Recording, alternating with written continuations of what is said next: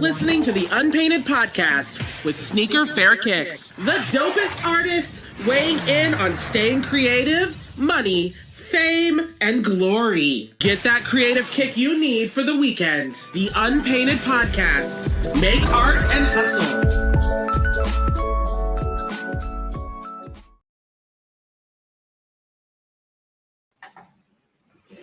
Yo, what's good? What's good? Back again with another episode of the Unpainted Podcast. And today, we're going to be talking about a whole bunch of things, doing some giveaways too. So you might want to pay attention, put it in the comments. If you see something you like, hit my DMs, Facebook, Instagram, what have you. But either way, we're just going to jump right into it. Have a good show. I brought my homie back. Y'all know him. You see him. Dante, the artist. So without further ado, let's get into it.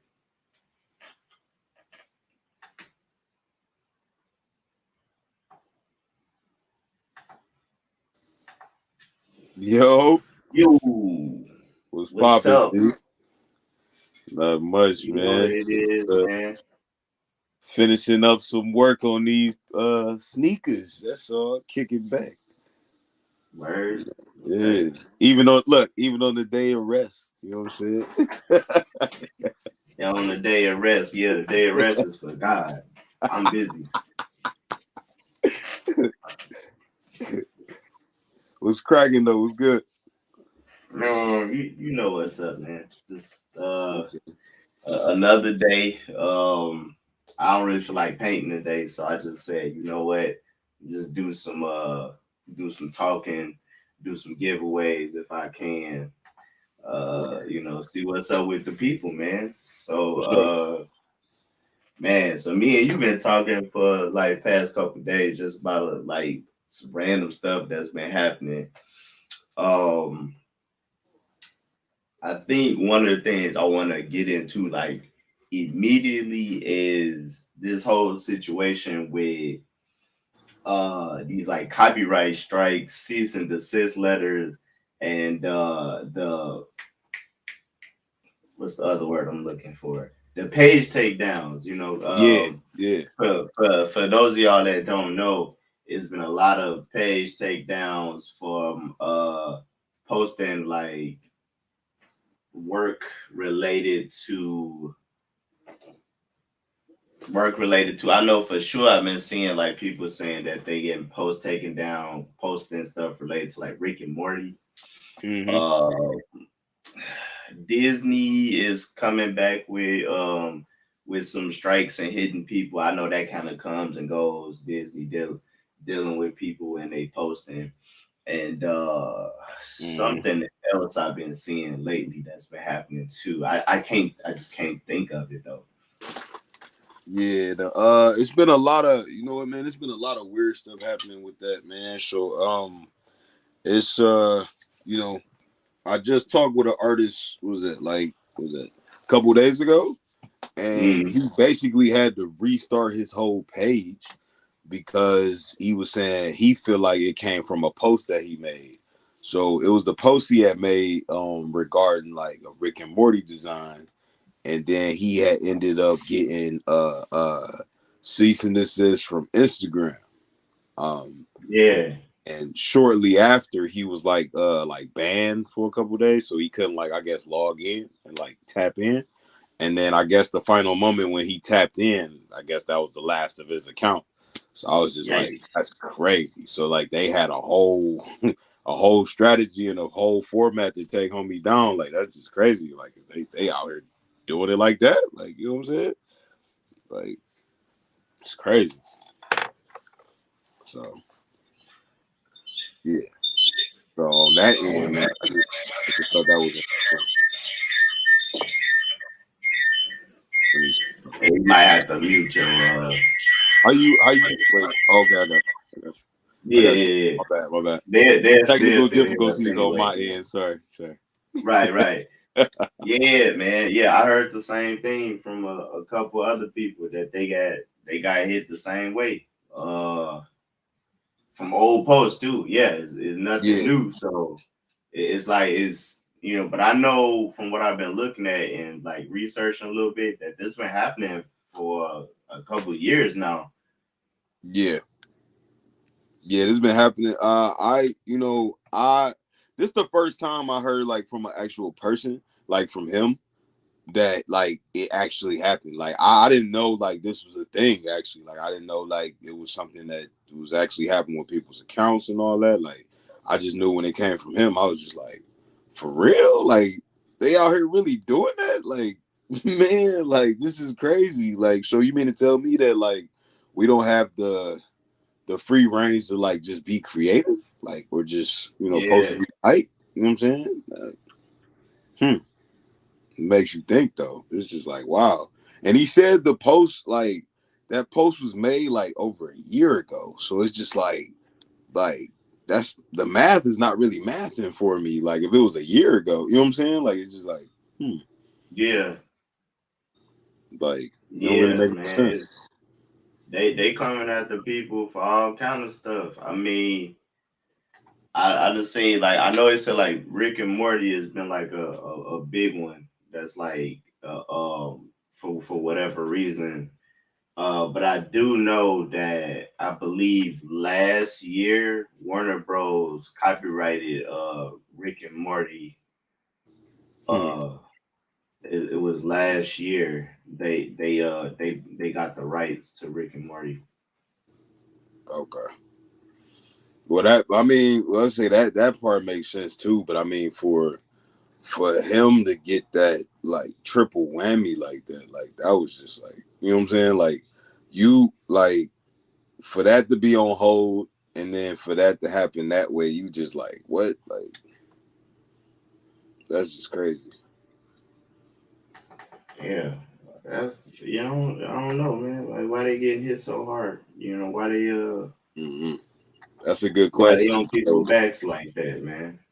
yeah, that's a good question. So I mean I truly want to like, any other artists tapping in and advise any artists just to be on watch for that, or like, pay attention to that, because it's just like, man, you never know. It's like, you know what I'm saying? It's just like it's a roll of the dice.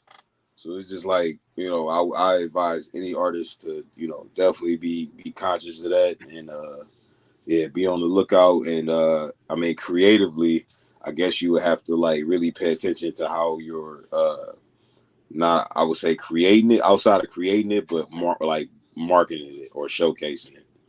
Um, yeah, that's something to just look at. You know what I'm saying? Just in case, because right now it's like in the air because it's confusing. It's not really giving you no, like, I mean, for his account to be shut down the way it was, like it's really not giving you no valid indication as to why it happened. It's kind of looks like we Yeah, we just did it because we did it. Like, so, you know, yeah. yeah, man. It's that's like I'm looking at something. I'm looking at something right now, Mm, and it's saying that Rick and Morty was it was cop. They trademarked it. hmm. They trademarked it for a video game. So let's Mm. see, Rick and Morty. I think it might have been that one game, Multiverse. Yeah, that's what I'm looking at. It's saying so. The trademarks suggest that Warner Bros. May have plans for Rick and Morty in the world of gaming. The company recently filed trademarks for Rick, Morty, Pickle Rick, and Mr. Meeseeks. I don't know Yeah, any of these characters, so y'all gonna have to like give me some, like some room with all of that. Like I know no, who Rick and Morty is, and that's it. I tried to watch this show. It wasn't funny. Fight me. It wasn't funny at all, no, and same, same. I just left it alone after that. Yeah. But okay, so it says again, Rick, Morty, Pickle Rick, and Mr. Meeseeks for use under a variety of different purposes. Mm-hmm. Specifically mentioned under the uses for the trademarks are computer software and video game software, among other uses that could be related to a Rick and Morty video game. It should be noted that there has been no official announcement as of yet to an up and coming Rick and Morty game. So they got the rights, but they basically, what I learned from looking at some forums and things like that, is that typically when you start seeing these copyright strikes, it has a lot to do with the fact that the brand that the whatever the IP is, whatever Yeah. brand it falls under, in this case Warner Bros, is preparing to do something along the lines of whatever it is that you're doing. Which, like in the case of like people like us that's artists, I know some people I know that got hit are doing custom sneakers, and I know some people that got hit are just like they just creating artwork. But in a case that I saw, it was actually, I mean, let me pull it up, because it was about some Harry Potter stuff. Yeah, It was a that few was years going to do. ago. Yeah, in this case, I believe these people, they was making like wands and wands with scarves, and like they was making stuff that was like Harry Potter merch, and they got hit for it. Let me see, Warner Bros. Harry. I mean, think why not? Because Potter. I mean, you making wands, it makes perfect. It makes valid sense, though. Yeah, but I mean, in the same sense, though, it like if they didn't, they really didn't do nothing like for real. Yeah, Like if it's not a direct one to one, is that's not a, I wouldn't say that that's fair, because I mean, like, wizards exist outside of Harry Potter, and wizards been using sticks, to do magic this is true. This is true. forever. Like that's not new. Let's see. That's true. Okay, this article was published in 2018.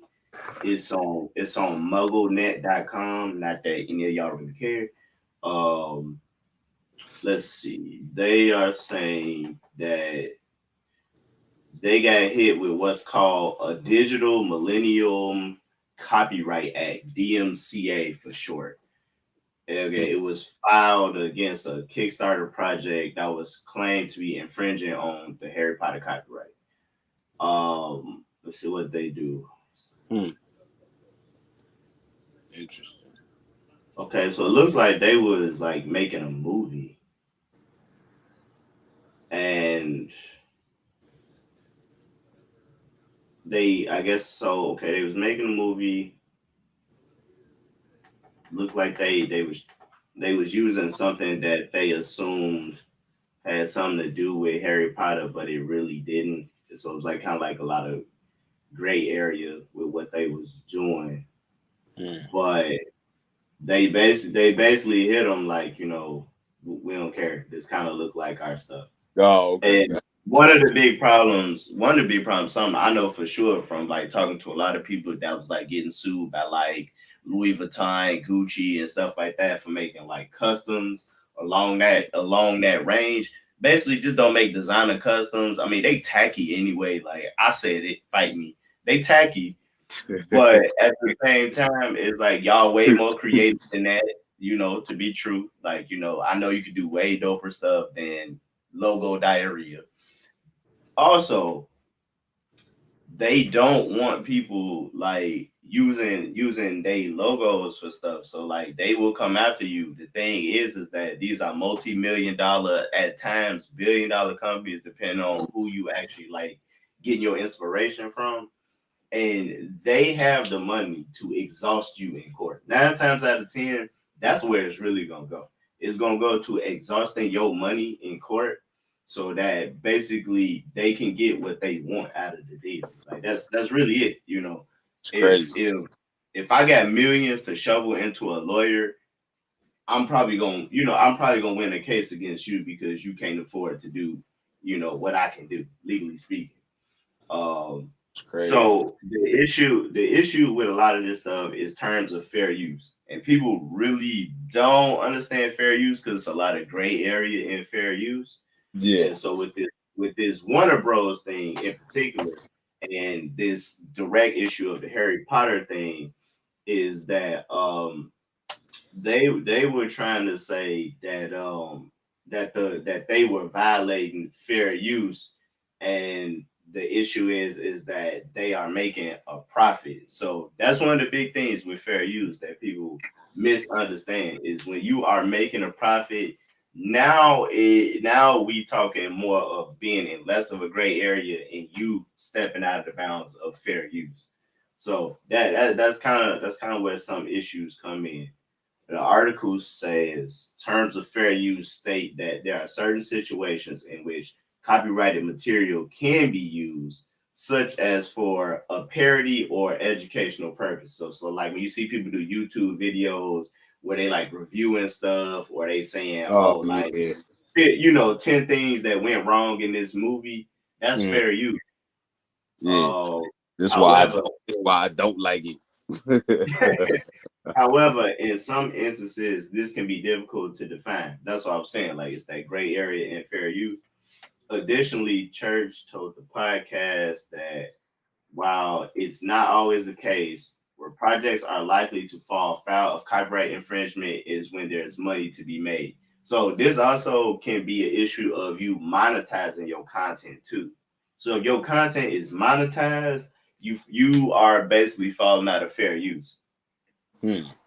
And that's one that a lot of people don't really realize. So like if your stuff getting taken down, it might not even be because of what it might not even be directly because of what you posted, but it's because your content is monetized. So if you getting paid for reels, you getting paid on Instagram or Facebook or YouTube for sure. Cause I know YouTube, they'll get you like this. YouTube just send you a message like, nah, Yeah, sometimes they don't even let people post up. Once they review it while it's uploading, yeah. they say, "Nah, you can't post it." Or if you do post it, they demonetize it immediately.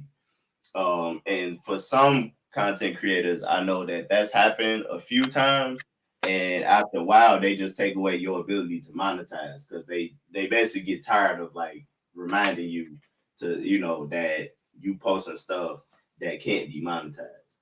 Mm. Let's see what they say.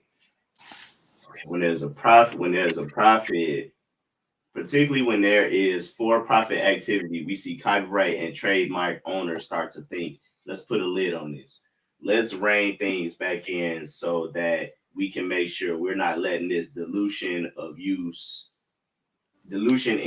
of this own branding that we have get beyond the bounds of something we can control. Right. So Mm. basically they don't want it to a point where they basically don't want it to a point where the public is producing so much stuff, whether it's fan art or whatever, to a point where they no longer have like control. But when they say control, they basically mean like the public or the consumers don't know who is creating this content. Hmm. So, if like Nike has an issue with bootleggers because bootleggers have gotten so good that they could like those shoes could be sold in Foot Locker and nobody would have known it was a fake. Yeah, true. They've gotten that good. So now they are losing control over their IP, their intellectual property, their trademarks, the trade dress. They losing control over it because people are getting so good at replicating it. My suggestion for Nike and anybody else is y'all need to you need to lower the price. Like people start bootlegging stuff and start looking for alternatives when they can. Two things: when they cannot find what they're looking for, because you make a scarcity market, which basically means that there's less product available. So people are like getting real competitive, or you overprice it. And again, that's a scarcity market too. So it's either two things. If you make it not worth the money, or you limit the supply. And people do that to drive prices up because it drives up demand. But the thing is that if there are people capable of recreating, or should I say providing an alternative, then they will. And now you lose control. That's what's happening with Jordans right now, or Yeezys. Like everybody making fake Jordans and Yeezys and stuff like that. That's Yeah, because if a person can get a pair of shoes for $150 instead of going on eBay, Goat, whatever, yeah, and paying like $300 for a shoe that's supposed to cost $150, it's gonna be quite a few people that's gonna say, man, who gonna know? You Yeah, know, and exactly. then you got a lot of people who really don't care whether you know or not. It's like, I want the style. I mean, man, it's how many women got fake purses now? Be honest. How many women walk around with fake purses, and they know they walk around with fake purses. They intentionally bought a fake purse. Fact. Because why would they pay, the couple $1,000s that the purse costs when they could buy it for $300? This is true. Yeah. And that's why this stuff happens. Let's see, what else are they saying? However, it's possible to take a look back at some previous cases and their outcomes. So they got, I guess, a couple cases of infringement claims against some fan projects. Which, yeah, that's another one too. Because like we were talking about fan art, right? Yeah. So fan art, this also happens to people who Ja, you funny. I am people, huh? Yeah, you people. This also happens to people who make fan-made movies Yeah. Yeah. or like short films or video series. This happens to them too. If they monetize any part of that, it's a wrap. Yeah. And it could easily be something you do on accident. Like, if you post in reels and you forget to like not monetize that reel,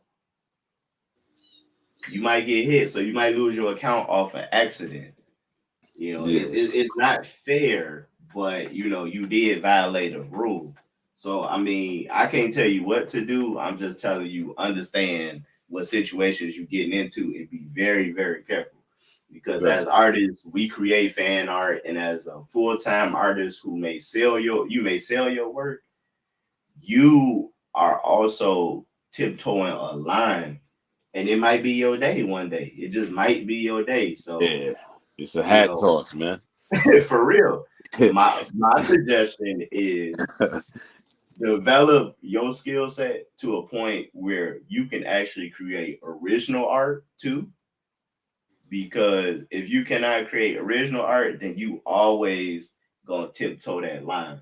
If you can create original art, things that are not influenced by copyrighted imagery or even using other people's likeness, because there are people who are not comfortable with you creating portraits of them, and they will sue you too.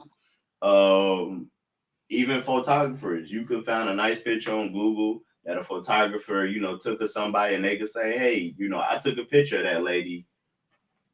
That's where you got that from, and sue Yeah. you.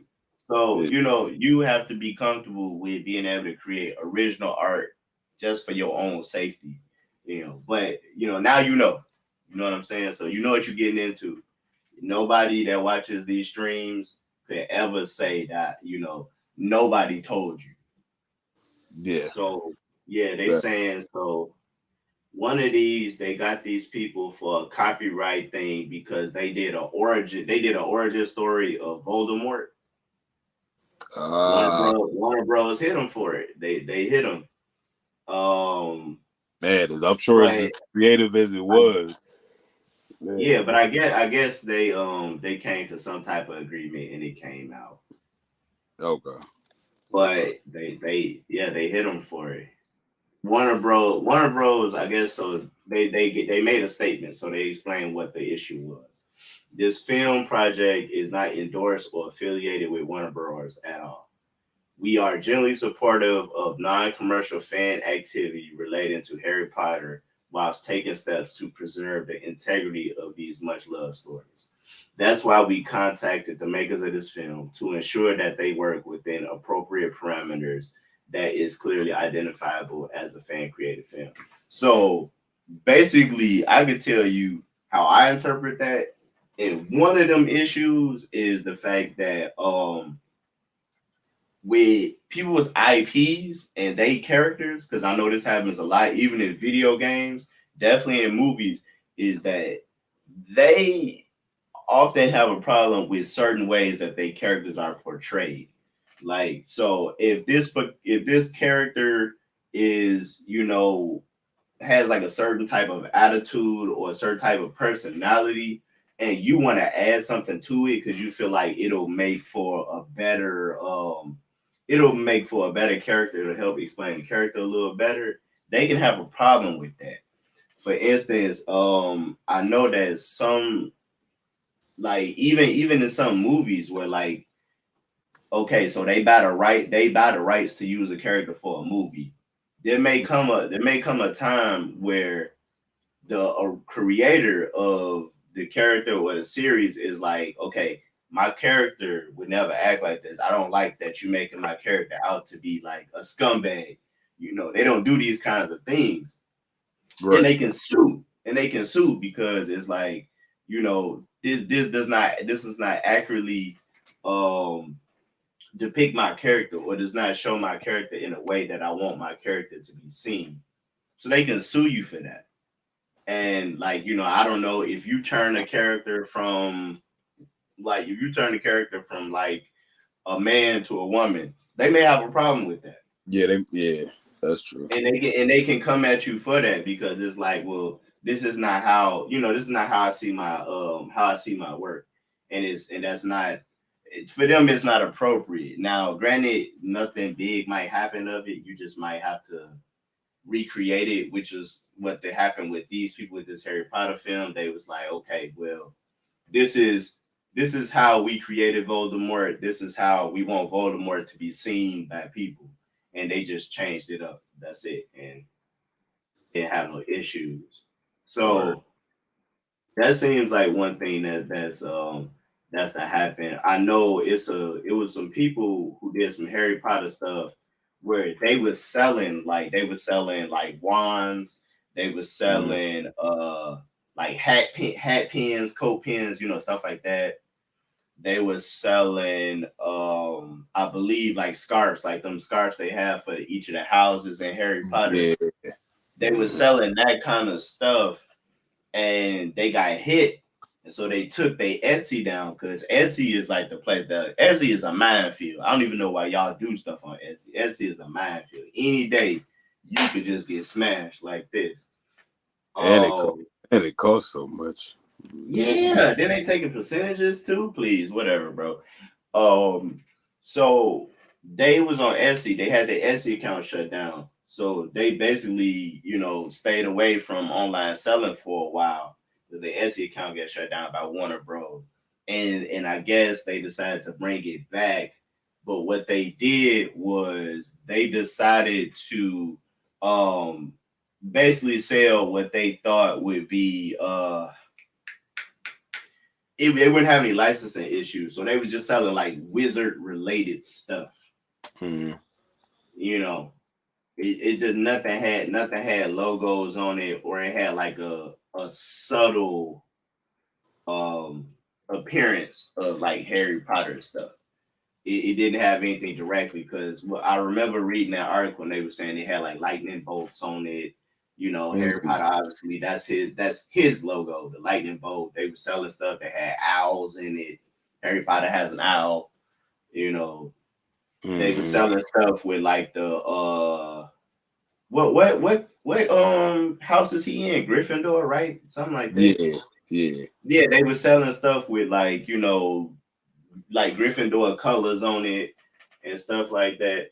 So they was having an issue with that, and I Mhm. mean they got hit. So yeah, as you can see, Warner Bros. They not playing. Those examples was all Harry Potter stuff, but that's what's happening to people too with this Rick and Morty stuff.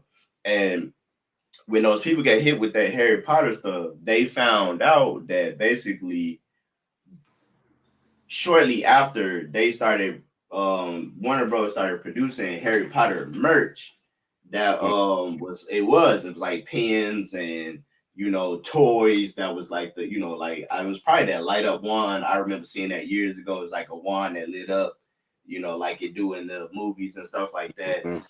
So they got smashed on. But what I don't understand is like people don't understand these people control this. They control these brands. They control these characters, and above all else, they got more money than you. So if they want you, they gonna have you. Right. No, that's true. I mean, that just is what it is. If they want you, they're gonna have you. Like it's what do y'all really expect? Like, if when y'all draw stuff and you find out it's a page, that's like taking your photos, which you technically don't own, because anytime you upload a photo to Instagram, IG, you upload a video to YouTube, you do not own that content. You don't own that content. You may not know that, but you do not own that content. Go through and read the terms of use for all of these social media platforms. Anything you post on these platforms, you do not own. You legally do not own anything you post on a platform. They own it, and they can use it, and they can use it they can use it how they see fit. So if you don't want nobody to own your stuff, you gotta get off social media. Or don't put nothing really valuable on social media. That you don't want to share it, yeah. Anything you don't want people making money off of, you don't put it on there. That is the reason why you can do as you please on social media for free, because you don't own it. You already paid for it. That's how you paying for it. That is how people are paying to use social media. You paying to use social media because anything you post here is not yours anymore. That's how you paying. That's how you paying your rent. That's how you paying your rent on social media is by posting stuff. Nice. Okay. Yeah. The shareable content. Right. So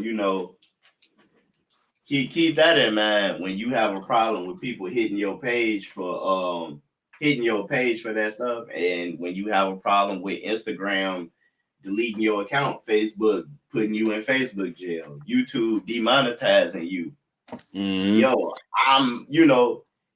own that content that you posted, and now they are technically somewhat involved in your crime. You know what I mean? Like, so if Warner Bros, when y'all doing Rick and Morty stuff, Warner Bros say, yo, this is a crime. They could, although they won't, they could say, Instagram, this is your fault because you own that content. Oh, yeah. But Instagram is just going to say, nah, forget that. I'm just going to delete this person. Yeah, I don't have to worry about it no more if I say I'm not associated with you. And that's what they do. So, you walk in that fine line. Yeah. So I feel like, so I would say be conscious not only of posting it, but certain companies you tag, hashtags, like anything you putting up that's gonna give them a shorter search. You know what I'm saying? When it comes to typing something in, you like, oh, well, this ... hashtag is up, or this tag to this company, or this, you know what I'm saying, fan page. Sometimes fan pages like, get them closer to finding out what's what too. Like, so when certain pages say like, can I use your photo to bop bop bop, you know what I'm saying? Like, they don't have the rights either. So it's just like when they take that photo and then they say so and so, and then they could tag you, and then they hashtags might have something that could be indicators or tags. So it's just like, you never know, man. It's a hat toss either way. You just like, yeah. Let's see what some of the comments saying. I'm checking some of these comments. For sure. Let's see. Okay, I seen that one. Let's see. If I ever created a cartoon or something, I would be honored more than anything if people made fan art. You say that until they start getting paid for it. You say that until they start getting paid for it. Because you got to think about something. Ask yourself, let's just start now. We're going to start small. You a small business, or you a young artist that's like, this is what you do for a hobby. Check it out. You're gonna be honored, right? Right. Let's say somebody sees your work and say, I could take this and I can make a couple million off of this. So I take your design I spruce it up, improve it, whatever. You can still tell that that's based on what you originated. I make it better. I improve it, and I become the millionaire. You still at home sketching. Then you get treated You like gonna the be honored? B brothers. You really gonna be honored by the fact that I just made some M's off fan art? I bet you won't. Nah, then you'll be like the Mickey Let's D keep it brothers. real about how we feel about this stuff, man. I'd be No, pissed. Somebody man. made millions off of my original design. Yeah, Nah, I'd be true. mad. You know, Like, some one and done, some twos and fews, man, I don't care. But you have to understand that with these companies, it's not that you make twos and fews, it's that everybody makes twos and fews. Because if you do something, somebody else gets inspired to do something. There's a reason we have laws, because if everybody can take advantage of something, then everybody will take advantage of something. That's why we have copyright laws in the first place. If you create something, it's an original, you get it copyrighted, you can defend yourself when people begin to take advantage of you. That is the whole point of a copyright, is to defend yourself when people take advantage of you. So you can be honored by fan art, but what if it like consider this, that there are people who make a living off fan art. They're making hundreds to thousands of dollars a year because they are making fan art. Now, if some of these people also go the legitimate way and go into contracts with these people, like comic artists, one of my mentors is a comic book artist, and he's worked for Marvel, DC, a couple other ones under contracts. mhm. They tell him what he can do, they tell him what he cannot. They tell him when it needs to be done, and sometimes they give him an open contract. Right now, he probably got a box of like little cards, like stationary card things sitting on his desk that he been working on at his leisure, and he just mails them in. They say yay or nay. He got paid already though. Imagine that somebody takes that from you and you don't get no kickback, and they living good. You That's true. know that whole like altruism, philanthropy type thing. It sounds good until you see the dollar signs. So like, let's just keep it real. And yes, we all do it. I myself, I have plenty of things I did as fan art, and I Oh, sold it. But I can't get mad at somebody for being like, "Hey, I don't want you doing it." no, that's true. I can't get mad. Like, come on. Yeah, hey, you know what? Hey, for anybody, I mentioned it earlier, but I don't remember dude's name. But check out that movie, The Founder, when it's about McDonald's. Then you'll figure. Exactly. Then you'll Right, see. right. Exactly. Then Go you'll see where I'm watch coming that movie, from. The Founder. Yeah, That dude stole McDonald's from under a mom and pop. Two yeah, people, two two people brothers. who worked their hardest to create a little bitty restaurant that Yeah, they have been managing, and he turned it into a global franchise. a superpower in the food industry. Yeah, And what he do at the end? He wrote them a check. right. McDonald's was making buku money, millions, and he wrote them a Yeah, check. And it wasn't even yeah, for no millions. If I remember correctly, it wasn't even for no millions. Yes, it was. It was like a little bitty. yeah, It was like he basically gave them his salary for the year. yeah. Like he wrote them a check like that, and he stole that from under their nose. You would let somebody do that to you, talking about, oh well, I would be honored. No, you wouldn't. Yeah, Like, you would. you You gotta would be think about honored that. if You gotta think anybody about did that. Let's see here. Okay, this one says, if an artist makes better things than they do, they can also hire him for his designs instead of creating bad looking things. Well, maybe that's just your understanding of like how these things go, but that's what they do. That's what they do. Lots of people get hired, and lots of people get contracted to work on projects. Like I said, I have a mentor who has drawn for several different comic franchises, several different characters. You think it's 10 people drawing the hundreds of characters in Marvel? No, they got people all around the world to say, hey, Yeah, you are working on Wolverine comics. We have contracted you to work on Wolverine comics. You working on Spider-Man comics. You doing the Hulk. This person, that person, that person. They find people to do these things. They have a contract. You're gonna work on the Hulk for 5 years. You're gonna work on Wolverine for one. They find these yeah, people, they do their contracts, they get out. Some of yeah, these people go on to do more contracts. Some of these people actually wind up working for the company. Not only that, but it's not always artists. So in art, especially like comics, movies, video games, stuff like that, you got somebody who writes the story. You got somebody that does like the stick figures. You got somebody that do the line drawings, the ink, the digital art. You got people that do the black and white drawing, the color, the 3D, the highlights. They have lots of people, even when it comes to the artwork. So they hire all types of people, and a lot of these people are on contracts. Some of these people are not even employees; they contracted, so yeah, they working for a limited amount of time on a project. So right. they do that all the time. And then too, so that's somebody that does customs. I see it in your IG name.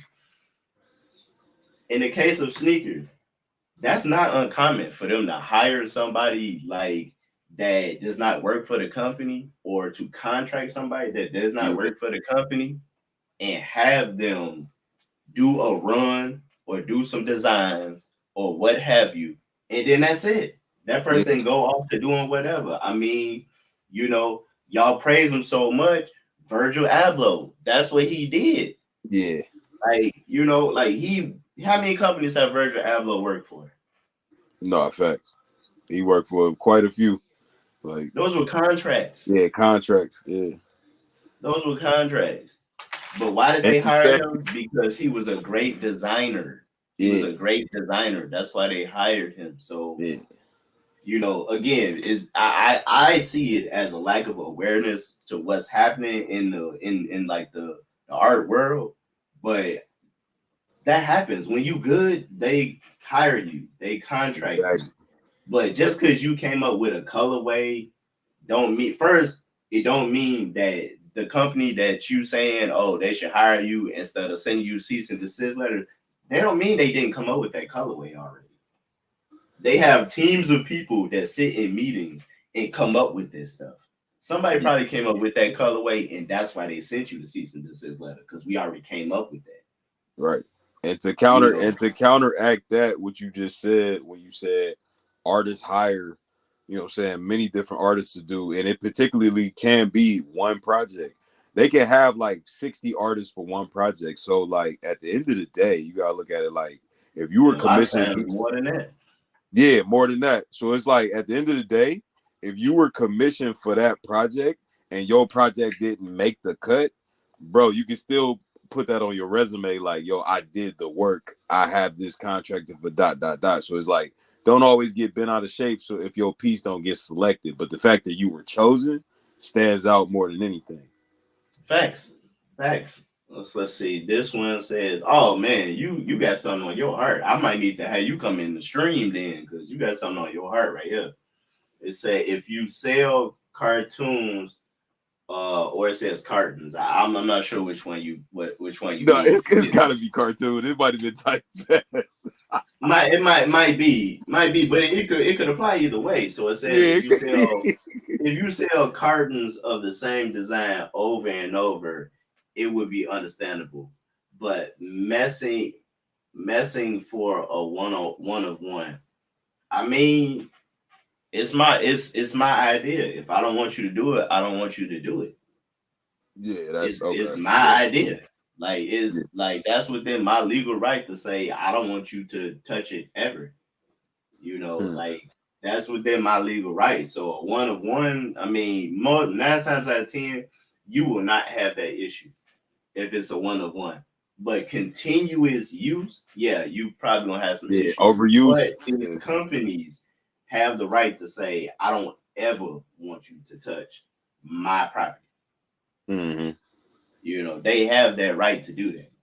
You know, so that's I get that's like a personal belief, but your personal beliefs don't have nothing to do with this legal system. It just Yeah, is what it yeah. is. Does avoiding the hashtags what? I'm Let me guessing see. you I'm on. saying I'm. I'm guessing you saying like if you avoid certain hashtags, could you could you prevent your account from being suspended? Maybe. Because I mean, if you really think about it, a hashtag is just something to help a search engine specify Yeah, what it is that it's looking at, or to specify what category. It helps categorize whatever it is that you apply the hashtag to. So, if you say acrylic art, if you put hashtag acrylic art, it's going to categorize your post in that section of acrylic art. yeah, So would it help you? Maybe. It probably would help you stay under the radar a little bit, but at the same time, here's one thing you may not know, and I was told this personally by by somebody who is actually employed to do this, is that sometimes your followers are undercover agents. They work for these companies, yeah, and yeah. and basically they snitch on you. Secret So shoppers. like right, they secret shoppers. These is like FBI, CIA agents, like they spies, and but what they do is they watch your pages, they report it. Sometimes they even buy stuff from you, and then you get hit with that cease and desist, or you get your account taken down. Um, I know this personally that it happens. So you kind of just never really safe when it comes to fan art. It just is what it is. Mm. Okay, look like somebody repeated what I said. You don't own your content. Not really. Okay, if people start making fan art of your thing, it might be because you're big enough to already make big money with it. So what? If I don't want nobody using my stuff, I don't, and I Yeah, can do as I please. yeah, Like I can do as I please. You also have to understand that there's a such thing as brand integrity. My subscribers know exactly what I'm talking about. When I'm coaching and I'm talking to y'all, what's the biggest thing I always say? First thing I always say, stay on brand. That's what I'm always saying. You can ask anybody that's a friend of mine, a subscriber of mine, somebody in my coaching program, that's gonna be a stay on hashtag. brand. Yeah, exactly. It is. Stay on brand. So if you creating stuff from my works, you are not on brand, because you as an individual have your own brand. You have your own brand. You not on brand. And technically, I'm not on brand either, because I'm letting you do whatever you please with my work. I'm letting you do whatever you please with my work. How do I know that you're not misrepresenting what I want my brand to be? How do I not know that? Case in point, if you take something of mine and you create violent imagery with my Yeah. characters are not violent. Mm-hmm. What's to stop somebody from saying, "Oh, well, Sneaker Fair, Sneaker Fair must have like some obsession with violence." I gotta sue you now Yeah. because you got people thinking I'm violent. I gotta sue you. That is a reason that some people don't want that. Like, for instance, some people create characters that are innocent, and people make them perverted.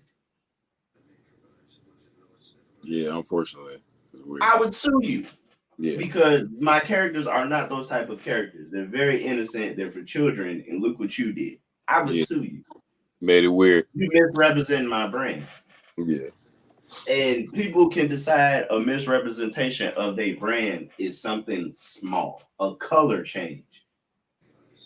People have been sued over using colors that have been copyrighted. Case in point, Ferrari red. People have been sued for using Ferrari red. Coca-Cola red. People have been sued for using Coca-Cola red. Pepsi blue. People have been sued for using Pepsi blue.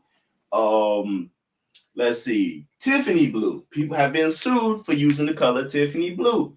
Case in point, if you use Angelus paints, they have a color that they say is close to Tiffany blue. What do they call it? Gift box. Gift box blue. Yeah.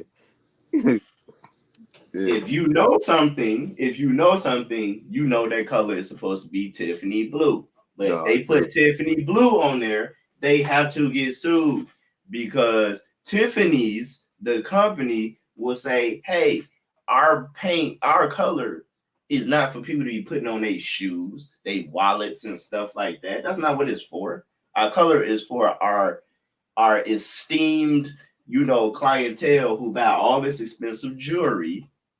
And it's a special box because it's designed to show luxury. That color is supposed to be a luxury color. It's ugly, if you ask me, but it's supposed to be a color of luxury. To Tiffany, that color means luxury, so that's their brand. And you go ahead and paint some Timberlands with it. Oh yeah. They don't have a problem. It just is what it is. That's their brand, and their brand is off brand when you do that kind of stuff. So yeah, they got a right to attack you if they want to. Oh yeah, of course. It just is what it is. Colors, phrases, vocabulary, like all that. Everything plays a part. If that brand has a slogan or a word they use, you be careful. Like, you know what I'm saying? Like, man, it's so many things they get you for. Yeah, man. Like they get on people's butts for everything, man. Yes, copyrights for colors. Yes, it's copyrights for colors. It's copyrights for shapes. Like, if y'all into customs, then you should know what's happening with people like Cool Kai, Omi, a lot of these people, that's Warren Lotus, it's another one too, but it's people that's getting sued for that Jordan 1, that Nike Dunk design, because they don't change anything. They change like the Nike check. That's it. Yeah. They're gonna sue you. Yeah. And you know what they doing? Trust me. This is how I know it's happening.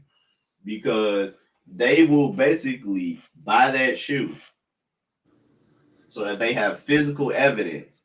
They will dismantle that shoe, do all the measurements like a tailor would, do the measurements, and then say it's the exact same thing.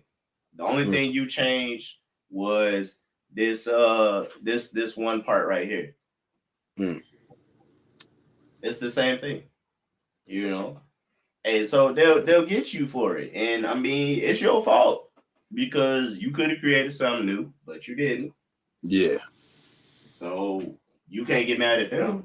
From the base down there, everything, you could have made something new. Yeah, you could have made something new. Even the whole thing with people being like, oh, well, I bought it, so I can do what I want with it. You would be surprised how wrong you are. Right. Yeah. You would be surprised how wrong you are. Because a lot of customizers that's like, well, I bought the shoes. I can do what I want with them. Again, this is still these people's brand. You bought the shoe. You did not buy the brand. This is true. You bought the shoe. You bought a product. So when you change their logos, they can come after you. Yeah. They can come after you for that because you changed their logo. Like a lot of us do it. We take the Nike checks off to have space to create our designs. We can get in trouble for that if Nike wanted to get us for that. They have gotten people for that. So I'm just telling you, You're not safe just because you bought the product. You're not. It is what it is, and it's better that we understand what could get us in trouble and what could happen to us so you can make better choices. Somebody might decide they don't want to do this kind of stuff because they don't want to get in trouble. Good for you. You Right. know, somebody might actually find out what they legally can and cannot do so they can stay out of trouble. Good for you. But the people who do it anyway, knowing what could happen, and then you get mad because something happened to you, I have no sympathy for you. Yeah. Especially if you're on this live now, I have no sympathy for you because I'm doing what I can to basically be like, yeah, like there are rules. Like we not pirates, ain't nobody named Captain Jack Sparrow around here. You can't just do what you want to do. Dog, You know? facts. You said that's ridiculous. It shouldn't come down to a color pattern. Yes, it should. Yes, it should. You know what it takes to go what it takes to make a color? It's not Yeah. easy. Yeah. It's not easy to make a color. Like it's a lot of work that goes into a color. You have to it's a lot of money that go into colors because it's an entire science behind it. You want a color that's gonna last. You want a color that is going to you want a color that can be applied to multiple different things. So case in point, like Pepsi. Pepsi has a formula for Pepsi Red. I'm sorry, Coke Red. If I said Pepsi earlier, my bad. I meant to say Coca-Cola. Coca-Cola Red has its own formula. Well, that formula is different to what it needs to be applied to. When they paint cars, they have the digital code for Coca-Cola Red. Yeah. That Cool. digital code has to be interpreted by a machine that mixes paint. Mm-hmm.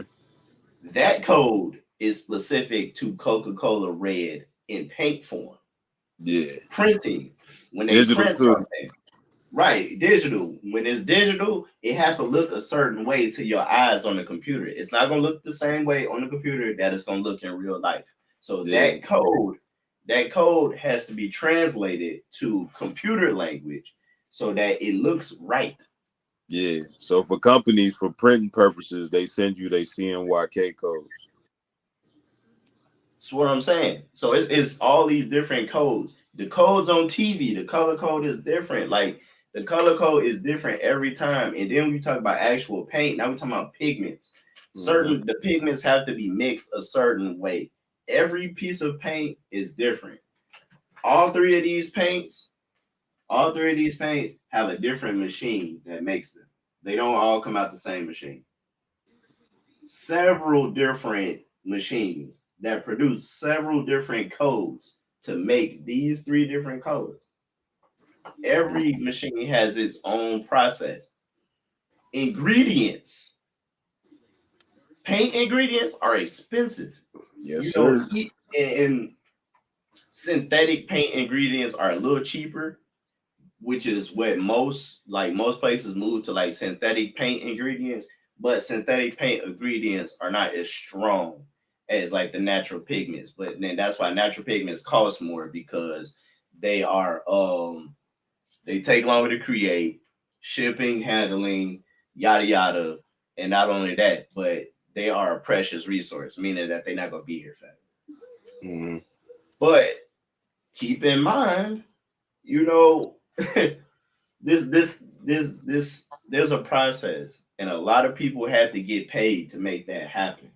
So if I paid if I paid a couple $1,000,000 to make these turquoise blue colors I'm wearing right now, and you made my colors, I'm gonna sue you. Right. Yeah. I'm gonna sue you because now you can make millions of dollars. Or now basically you cheated because you skipped the line. You didn't go through the process of making your own color. It's thousands of reds in this world. Millions, actually. Millions, probably even trillions. of different reds, and they vary by degrees to a point that we actually can't even see them. But the color codes are different. And if I made the effort, I spent the money to create that, and you do this, and you don't do the same thing, like spend the time to make your own color, you just use mine, and I want to sue you, why shouldn't I? Yeah.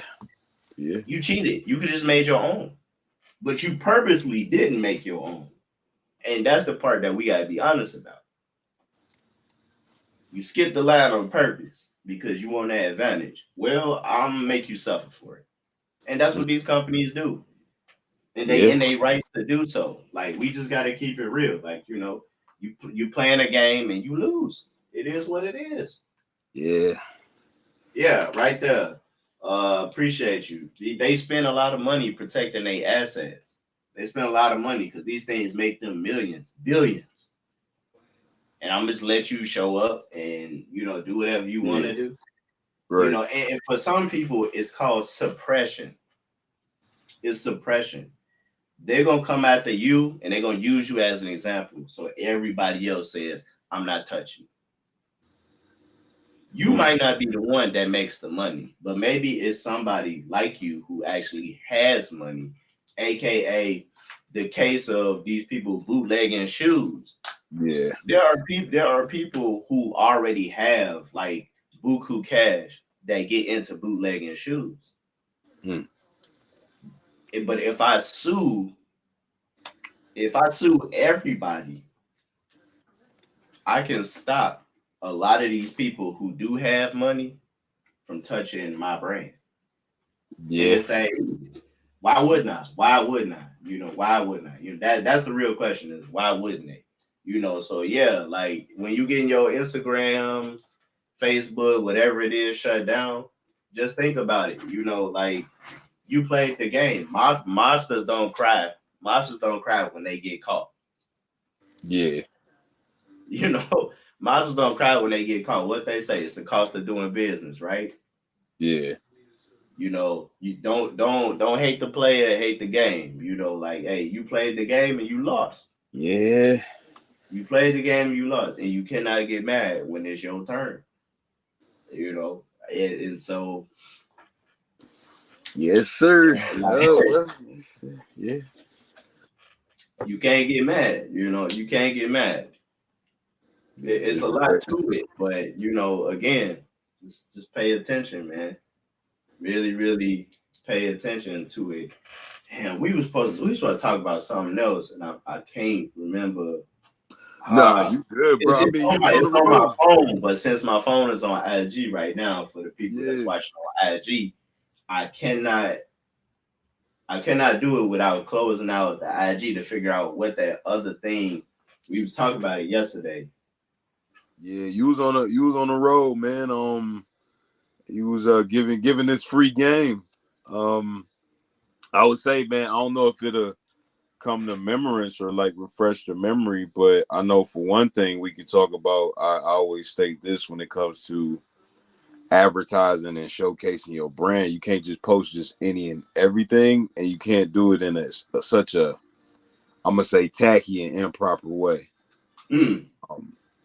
So when you see a lot of people, posting a photo, like either you laying up in your bed or in your room, like that's something you would send a personal friend or like a relative or something. Like when it comes to marketing and advertising, like nobody wants to see your bed or like, you know what I'm saying? Like, it's like you have to have certain, like, I'm gonna say, lighting and a certain way to capture your image so it can just drive your overall focal point, and that's the product.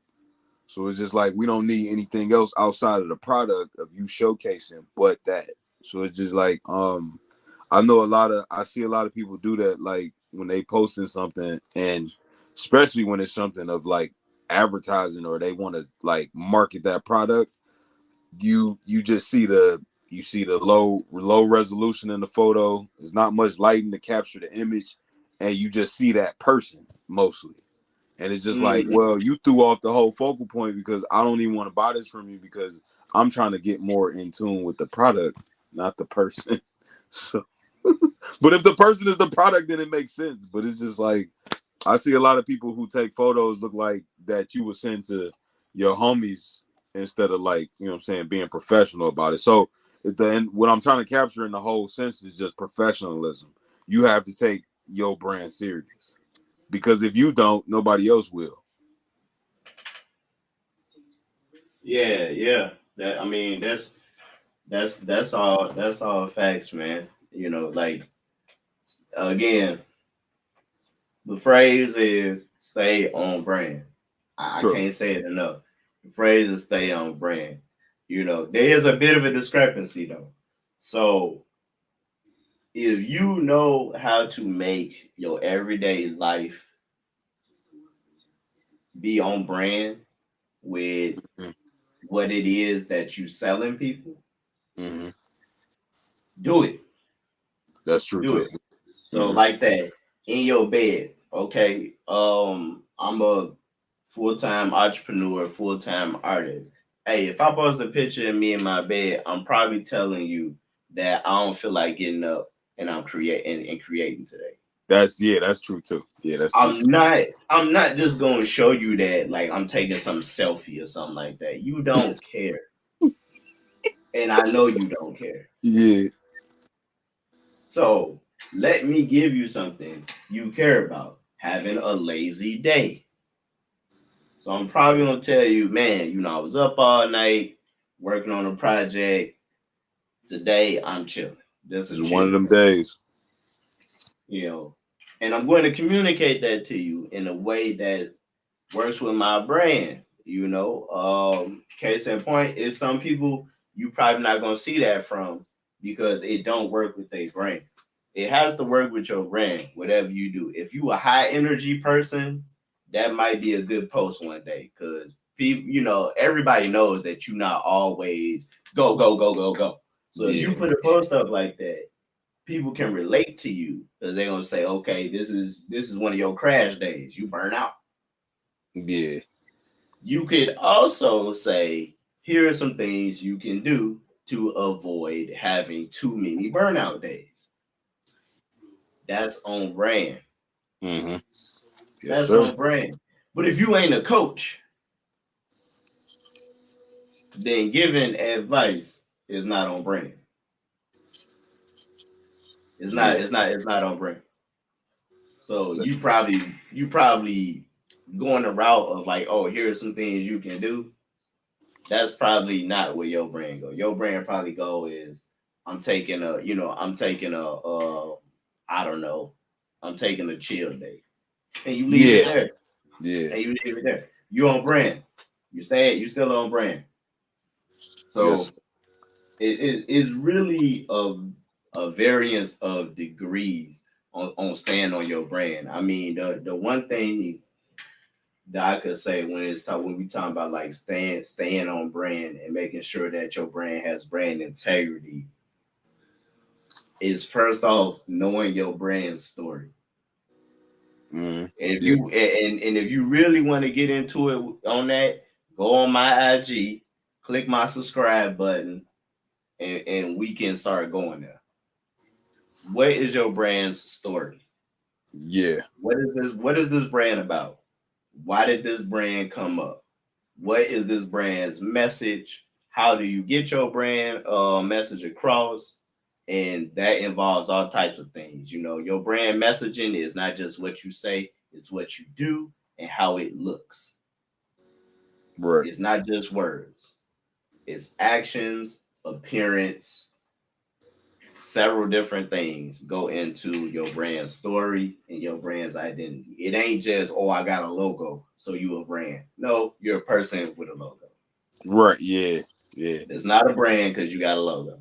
It's Yeah. not a brand because you got an LLC. Yeah. It's not. A brand is a comprehensive thing because it is an identity. It is an identity that exists as itself. It's its own thing. Mm-hmm.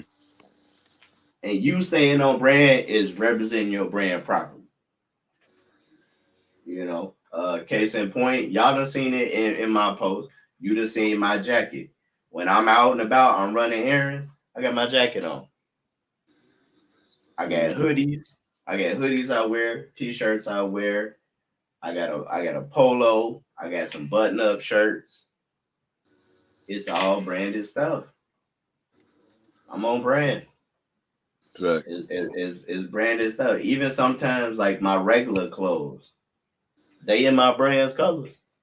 A lot of the time, they in my brand's colors. But what's going on, man? Staying on brand is also in the language you speak.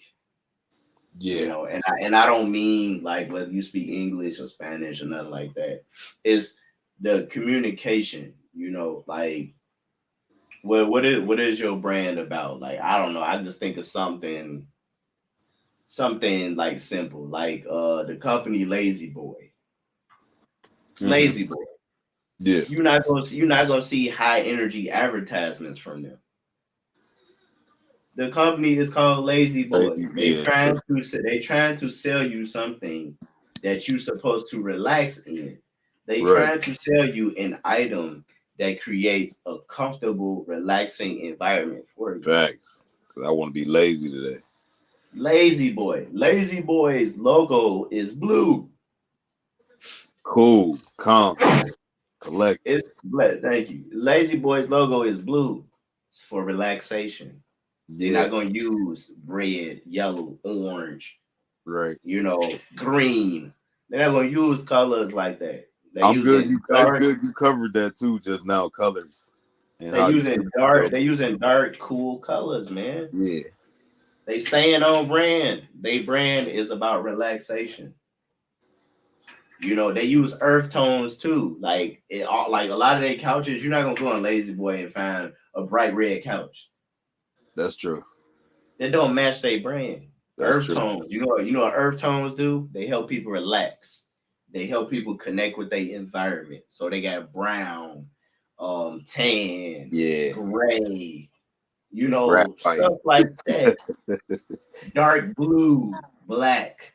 Colors that, create this environment that says, relax, enjoy. Yeah. There's multiple ways to stay on brand. You ever notice that you got some celebrities that's like real chill and you can't tell whether or not they acting or that's who they really are? They stay on brand.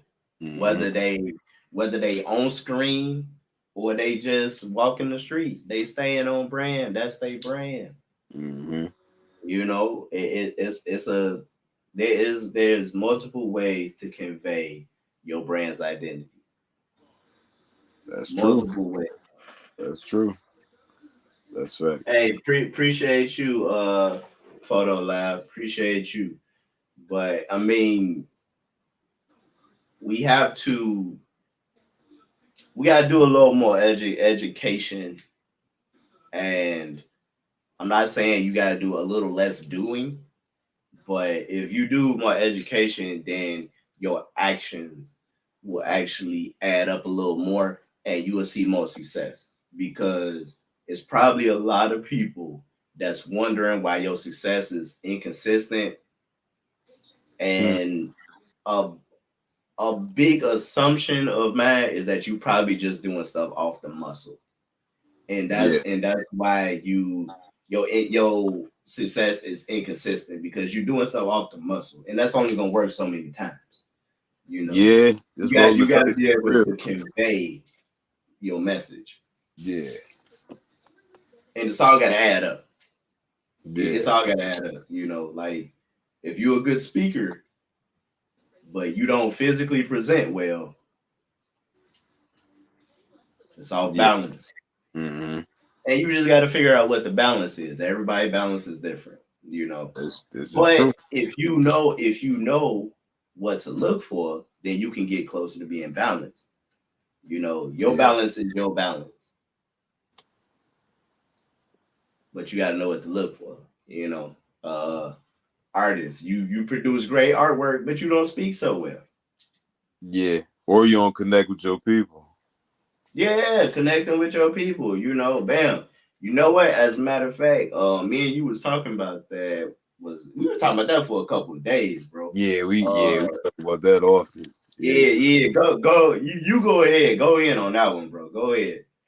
You know, as far as connecting with your people, especially for those who are like not only just advertising but selling, it's like to the average consumer, if I don't know you and I don't trust you, I wouldn't buy from you.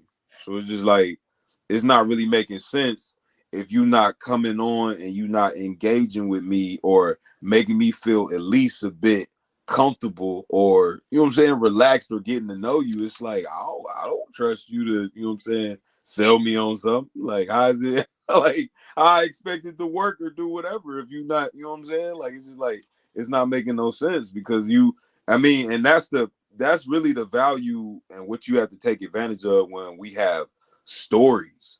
Stories, Yeah. you get 24 hours to make a difference. So it's just like within them 24 hours, if you're not able to talk to somebody or engage them or let them know like what's happening, what you doing, you could even let them know your schedule because they be like, okay, cool, now I'm in tune. I know this person a little bit better. I know they're gonna do this on Monday, and then they're gonna do this on Wednesday. So you like cool. So you done built a relationship with your audience. So it's like if you're not building a relationship or any type of connection, they not gonna want to trust you or buy anything from you. So it's just like building that connection and relying on your resources. One of the biggest resources, like I said, is stories. You get 24 hours to talk and make a difference. However you want to do it. It's free Engage. advertising, yo. Yeah, it's free. Like, imagine. I'm gonna check it out. Check it out. A big reason why some of y'all don't take it serious because you ain't got to pay for it. This is You true. don't got to pay for it. Let me tell you something. Just like you do with your car, you manage your trips by the maintenance you have to do on your car. Oil But changes, brake changes, gas is the big one because you're gonna get gas a lot. You manage your trips by that, and you look every time you drive past. I know people do it because I do it. I drive past maybe 2 gas stations before I stop. yeah, Because I want to see what the price is like, but I'm looking for the average because I'm trying to see if one person is overcharging yeah, or 2 people got the same price. If I see the same price twice, then I know that mostly every other place I go to is going to be somewhere in this space. If I yeah. go past 2 or 3 gas stations and the price changed 3 times, well, I'm just going to go to the cheaper one. Facts. That's just how I operate. But I'm making these choices, right, based on cost and what I need to do. So if you had to pay for your social media accounts, you would do that same thing. You wouldn't just go anywhere. You wouldn't just post at any old time. Mm-hmm. You wouldn't just post any old content. You would make an effort, to give quality content. So here you can do that same thing and you can do it for free. What if IG, Facebook, all of them made you pay, a subscription fee? Or you be on it. You be on it. Oh yeah, You be yeah, trying to make the best content you could. You would. Like, I mean, like some of these apps in social sites that do make the people pay. Like, especially if you getting paid, so they taking a cut, like Etsy. People adjust their prices yeah, on Etsy because yeah, Etsy takes a cut. yeah. You can post what you want on Etsy for free, but if you make Mm-hmm. a sale, oh, some of that is mine. I need a little bit, Yeah, they and I need get you. mine first. Yeah, Before you get paid, I get paid because I'm yeah. letting you host on my website. eBay and So Poshmark people too. don't. So people don't put garbage on Etsy. You see, people go. People go to like extreme lengths to present us with the best products they can Mm-hmm. because they know Etsy takes some of their money. Yeah, So if you had to pay for your IG account, oh, you step your marketing up. You step your marketing up. You do the best you could. Why don't you just treat it like that anyway? Because you here for free. They're not taking nothing from you. Yeah. Like they not taking nothing from you. They gave you a free advertising space. You know, you get a free advertising space. Okay, somebody said Etsy is 20 cents a post. That's nothing. That's monkey money. You can find 20 cents. You can find 20 cents in your couch.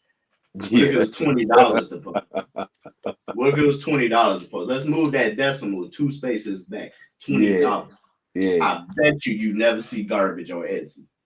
This is true. You never see nothing bad on Etsy if it was $20 to post. Never.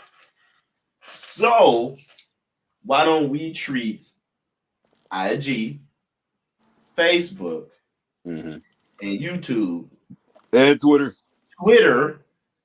TikTok, whatever you're using, Twitch, whatever you're using, why don't you treat them like that? Why don't you treat them like that? Like, okay, well, you know, if they start, because they could make these apps not free if they wanted to. Yeah. They can make them not free. And you're gonna see a lot of people who just own there just to scroll, they're gonna get off. They're gonna get off. You're gonna see a lot of people who watch like a whole hour of YouTube, never like, never comment, never subscribe. You'll never see them people again. No, your subscribers, your likes, your follows will go up if you had to pay for all of this stuff. It would go up because quality content would stay and the unnecessary garbage would filter itself out. Yeah, facts. I just tapped in on the live and I'm looking at Amanda's comment where she said there are some mentalities that you have to unlearn as a consumer from unhealthy personal habits. No, that's fact. Oh yeah. Yeah. That is, to me, please don't lose that thought. I'm sorry I interrupted you. No, you straight. Go ahead. We good. That right there is probably the most difficult part of being an entrepreneur. Is learning to get rid of your personal consumer habits and to start thinking like a business. That's the most difficult part. Everybody that's like, oh, what's the most difficult part about being a full-time artist or being a full-time business person? That the fact that you gotta let go of your personal consumer habits because you are making decisions for other people based on how you want to see things. Mm-hmm. So them certain story posts you don't want to make because you don't feel like it, or the certain events you don't want to go to, even though they could be collaborative or sponsored events you don't want to attend because you don't feel like it. All of that you have to get out of your way because like you don't know what life-changing thing you could do or something somebody else could do for you. So it's like you never know who you run into or who you meet. And I done, like, for real, based off of my journey and the alley-oops I've received over the past couple of years, I've met some phenomenal people. So and that all strengthened from me getting out of my own personal way, saying like, well, I ain't really in the mood, man. I might as well just stay here. Like yeah. I mean, and it's I'm not gonna act like and stand on a soapbox or nothing like that because it's normal. It's an adjustment. Yeah, it's normal. It's an adjustment period. But some of y'all can't let go of old habits. You can't let go of your old ways. You want to be right so bad. That's exactly why it's not working. You know. But I'm also saying too, like, how many people are asking me how I'm doing what I'm doing? Yeah. How I landed this thing that inspired them or whatever, and I tell you what I did, and you just go, "What? Nah, I'm good." Yeah, dog. You know, or you ask for advice. You know, you ask the homies for advice, and then you go, "Okay, whatever, bro." Like, you know, you basically dismiss it because it's not the way you would do it. But let me tell you something. Why would you dismiss what the person who has succeeded at what you want to succeed at, why would you dismiss what they say because you don't agree? Yeah, true. Do we have to agree for me to be right? Nah. Like, man, like, you know how many mentors, living mentors I have right now? And they say stuff, and I'm like, I don't know about that. But I don't dismiss what they saying. I put it in my pocket. Yeah. And what I do, which I would encourage people to start doing, is to try to interpret that information in a way that works for your brain. That's true. And I give you a short example. My mentor that works with like major comic book franchise and stuff. He been on my butt for years about going digital, and I'm like, I don't like it. I don't like the weird feeling of the digital pen trying to paint on the screen and stuff. It's uncomfortable. I don't like it. Oh, you'll get used to it. I don't think so because I've tried for years. I tried it when I was in college. I had classes I had to take that was digital. I don't like it. Go digital, man. You need to go digital. You could produce more work. See, that's the hook. My work takes time. It's a lot of effort. It's a lot of technical skills that I have to master. It isn't a computer where I can go undo. I messed up, undo. I have to pay attention and be diligent in my skills and not be lazy because ain't no undo button. Yeah, you can't press Control Z. Right. I have to learn certain techniques because I don't have a computer to do it for me. My blends got to be crispy because I can't, I don't have a computer to make a gradient from acrylic paint. So I have to master blending. Like I have to master making 3D shapes by hand. And I like that part because it's a challenge. I'm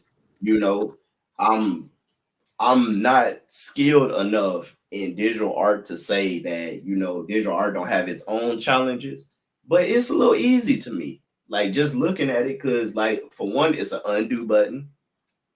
That's the easiest part. If you mess up, you can just undo it. You can save it for later. So you can stop doing it, go learn a skill and come back. When you painting, you can do that similarly, but once that paint dries, anything that's there is permanent. Yeah. So that's not true for a digital work.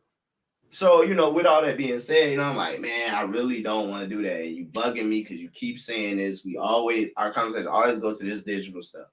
But in comics, it's a necessity to go digital. Comics come out like what, every week, every month, every 2 weeks. You need to go fast. Yeah, you do. Digital art has made comic books more productive. I won't say easy, more productive. Yeah. Two different things. So what I started doing was just thinking about it myself. Digital. I know for a fact that I'm not going to start paying digital. What else can I do to go digital? What else could I do? I started to focus on my digital presence, going digital as a brand. Exactly. Yeah. Not going digital as an artist, going digital as a brand. What more could I do digital? That's why you see me doing podcasts. Going digital, that's why you see certain things from me. Like doing interviews with people, going digital, articles, different things like that, but things that's not just about me. That was my response to my mentor saying going digital. What conversations do we have now? What are you doing next? We don't have a conversation about going digital no more. Because I provided the response. This is how I go digital. I will never go digital with my artwork. At least that's how I feel. Right. But I will go digital in any other way I think works with my brand. Facts. That's right. You don't have to dismiss what people say to you. You just have to figure out if the information is useful or if you want to pay attention to what's being said to you.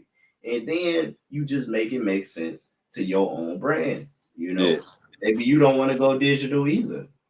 But what does that mean for you? What does that mean for you? What are you losing if you don't go digital? This is And true. if Yeah, that's true. something, and if that's something you don't want to lose, but you don't want to paint digitally, then you find your unique way to go digital. Right. Which might be I don't know, doing, you know, all your promotion work is all digital. True. True. That's your way of going digital. Mm-hmm. You know, there you go. Another one, like I think it's a big common thing of people wanting to get into portrait work. Yeah. A Mm-hmm. portrait does not have to be realistic.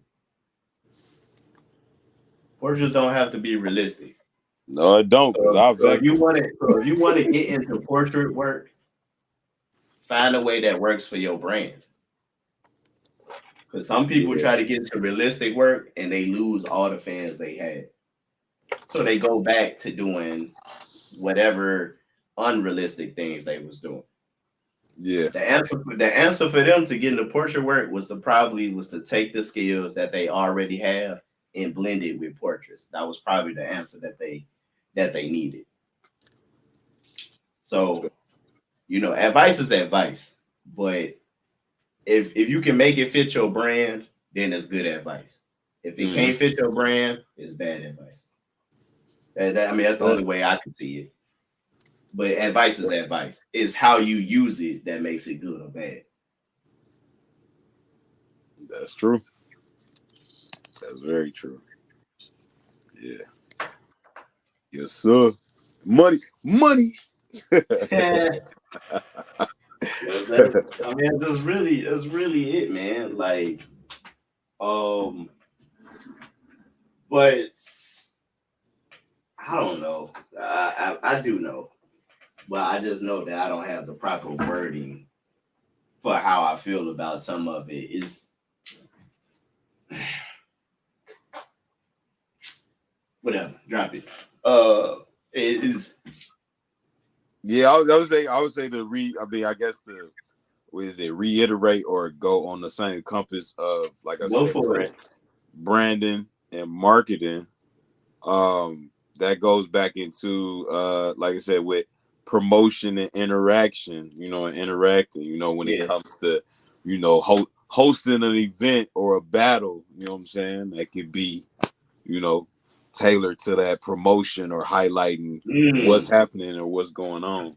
So that's also a brand, a brand, you know what I'm saying, brand up type thing, where it's like, you letting people know about your skill set, you letting people know about this, sponsored event or battle that's happening. So your fans know and people know, like, yo, you about to get it in, like he about to do something crazy. What's happening? So, Yeah, man. That's the thing. I mean, you talk about branding and staying on brand. If you actually looking at the podcast, when you look at the podcast, you're gonna see my logo is at the bottom.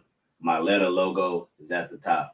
exactly. That background is my background. All of Mm-hmm. these things have been made. These colors match my brand. If you look at these colors in this background, it's the same colors in my logo. Mm-hmm. Branded. We solid. Facts. The intro. The intro. Mm-hmm. Branded. Facts. Hey man, can I jump? Can I jump in and draw you live? Not this time, but we can do that at some point. This is this podcast action, so I'm not available for that right now. Yeah. That's what. Yeah. Oh, this is all. Yeah. All money and highlighting battles and competition. Like, competition has such a bad connotation on it. Like, it's just Oh man, talk about it. it's so mind blowing. Like, people who feel like who feel that being competitive is such a bad thing. Like, you have such hate and animosity towards somebody you may be facing or somebody you want to be greater than. Like, that's not a bad thing to want to, like, to see something and grab an ounce of motivation and say, ooh, I want to do something that's either like that or better than that, because it's something in me that's like, okay, I want to get this a shot. I want to challenge myself. And that's all stems from confidence. Like, this is a, like, what do you call it? This is a we're competitive. We have competitive spirits in us, whether we want to believe it or not. Like, I feel like a lot of people do, whether it's for in your everyday life or it's outside of your everyday life. Like, if your boss come to you and say, look, best proposal wins manager, you know what I'm saying, assistant manager, it's gonna be something in you where it's like, okay, assistant manager, I make more money, I can do this for my family, blah blah blah. So I'm gonna work on this proposal so it can be the best. Everybody wants to be the best. It's not a bad thing that you want to feel like that. Like, this is what this is all about. Whether you like I said, whether you competing in a skill or in life. This is for you. So, Oh, And I think family time. oh yeah. Go ahead. Take the segments. I think it's this team of friends Spider-Man. Maybe. Yeah, maybe. Let's talk about it. Let's talk about it in a little bit. Okay. We almost done, I promise. I ain't gonna hold it up.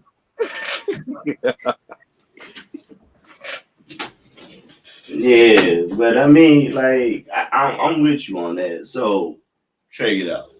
This is just my guess. And my guess is that competition scares a lot of people. Yeah, it does. Because of the social pressure. Mm-hmm. That's my guess. Is that this is like really scary. Mm-hmm.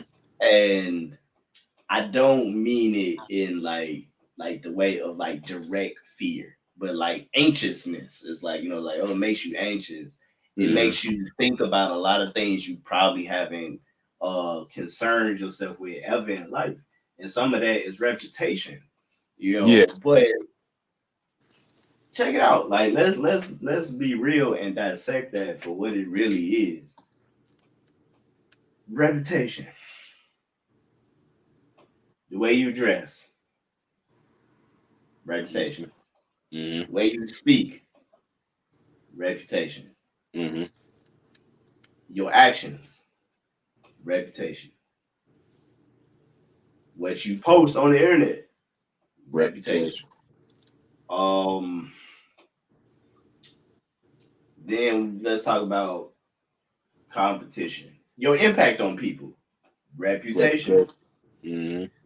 We talk about competition. Food. When you go to the grocery store, you took food out of somebody else's house because you bought it before they did. Mm-hmm. Competition. Anything you buy, you bought it before somebody else did. Competition. Yeah. Because it's a resource. When you buy a house, somebody else wanted that house. Competition. When you buy sneakers, somebody else was looking for them sneakers. Competition. Yeah, because each location only get a certain number of pairs. Same thing. It's competition. Yeah. And it's a reputation. If you get a promotion at your job before somebody else do, that's competition. Somebody else want that promotion too. Mm-hmm. That's competition. Why did you get the promotion? Why were you successful at getting the promotion? Reputation. Mm-hmm. Reputation. Yeah. And you proved you can't win them all. Yeah. And you proved it. So for those who feel like, oh, I'm just here to, do this and do that, that's fine. But for those who feel like, oh, I'm here to create, I don't have to prove anything, like, parts of that is a lie. Because it's like you prove it every time you jump on this app or you jump on whatever and you advertise what you have. You showing them proof of your reputation. Like, this is what you presenting to them. So they wouldn't have it any other way when they see it and they say, oh, cool. He done proved to me, he or she done proved to me once again that they do great work. So it's just, you know what I'm saying? Like, it don't make sense for somebody to, like I said, these are balanced words, but most of the time it's always overweighed because there's a bad connotation on it. It's always a bad connotation on competition. I can say it to anybody right now. I can go out and be like, "Oh, we competing," and somebody be like, "Oh my God, why is that so harsh? Why is he saying that?" When this is really an equal word, it has balance to it.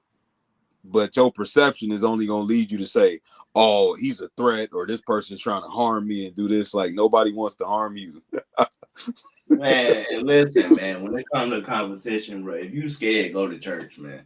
Because this This is ain't true. This is this true. is Yeah, not that's true too. it's not that. Like, yo, like what are you really gonna lose? Like, Yeah, if what's going on? If you get challenged to compete against somebody, just say no then.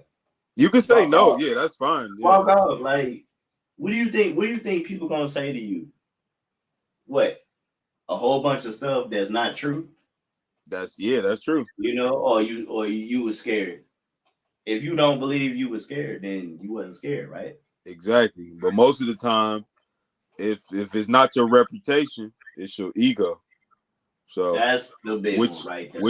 which one is getting attacked? You know what I'm saying? At this point, Right. is Which it your one getting attacked?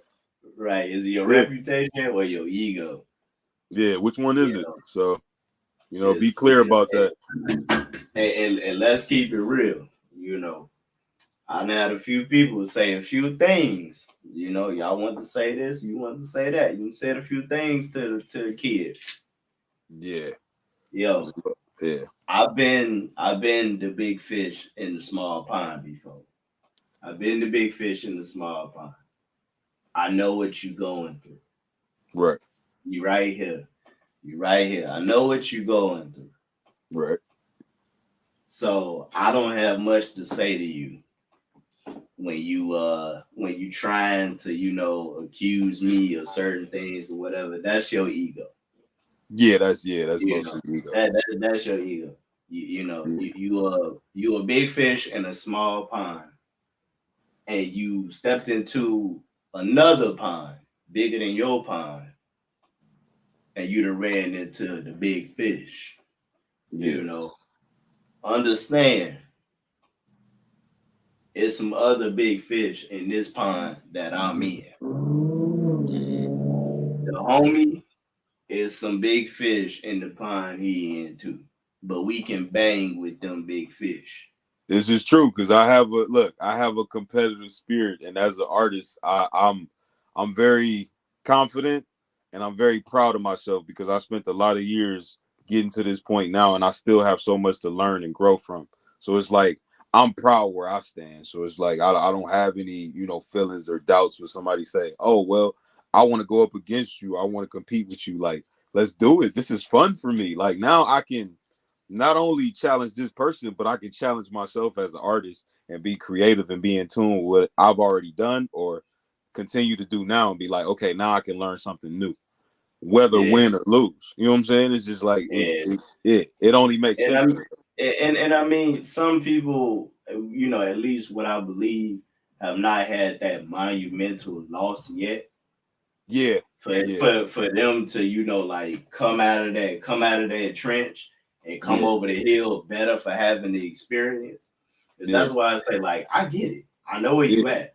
I And know, I that's what it, know, yeah, I know what you going through. Cause yeah. trust me, And to you know, experience you and to counteract that, I've I've lost some bro. I've took some losses. Be like we talk about from grade school on up. We talking about either you have a little art thing where they say a certain company will showcase your piece. Let's all the students compete and create this piece. Like I've lost many what I'm saying, many a days, bro. So it's like it only builds that, like I said, that motivation, that drive, and not to use that to throw that out even too. Like even the competition before the recent one with the whole what I'm saying, shoe showcase for the Rock and Roll Hall of Fame. I lost that one the year before, but I came home, and before I left that event, I stayed for everything. I stayed for the celebration. They was talking about the winners, everything. I stayed there and I watched everything over and over. And I said to myself, when I come back here, I'm gonna win. So I was already determined. I was already motivated. When I left home, I went and did my research. Like I timed myself because it was a time competition. I time myself like, okay, cool. I got 30 minutes. Now I need to figure out how I'm gonna do this in 30 minutes because I'm determined to win.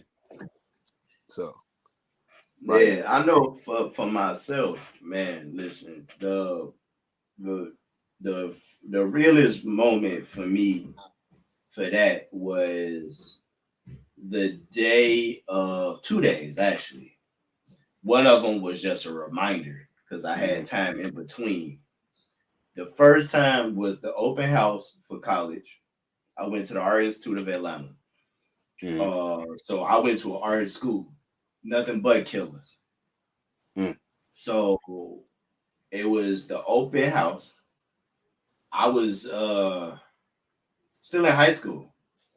Still in high school. We went down for a weekend. Senior year. Went down for a weekend and it was 2 days, 2 day open house. I got to see the school. They walked us all through it. They let us see like people, like working. They showed us the cafe. And I seen like all the artists out there. And I was like, oh, it's real. Okay.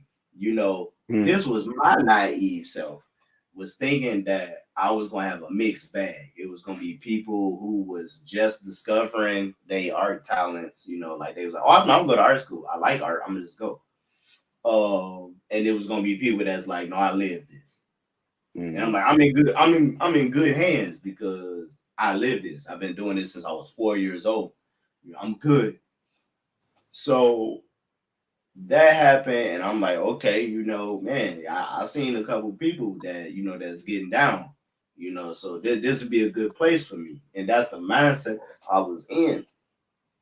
Months later, I'm actually going to school.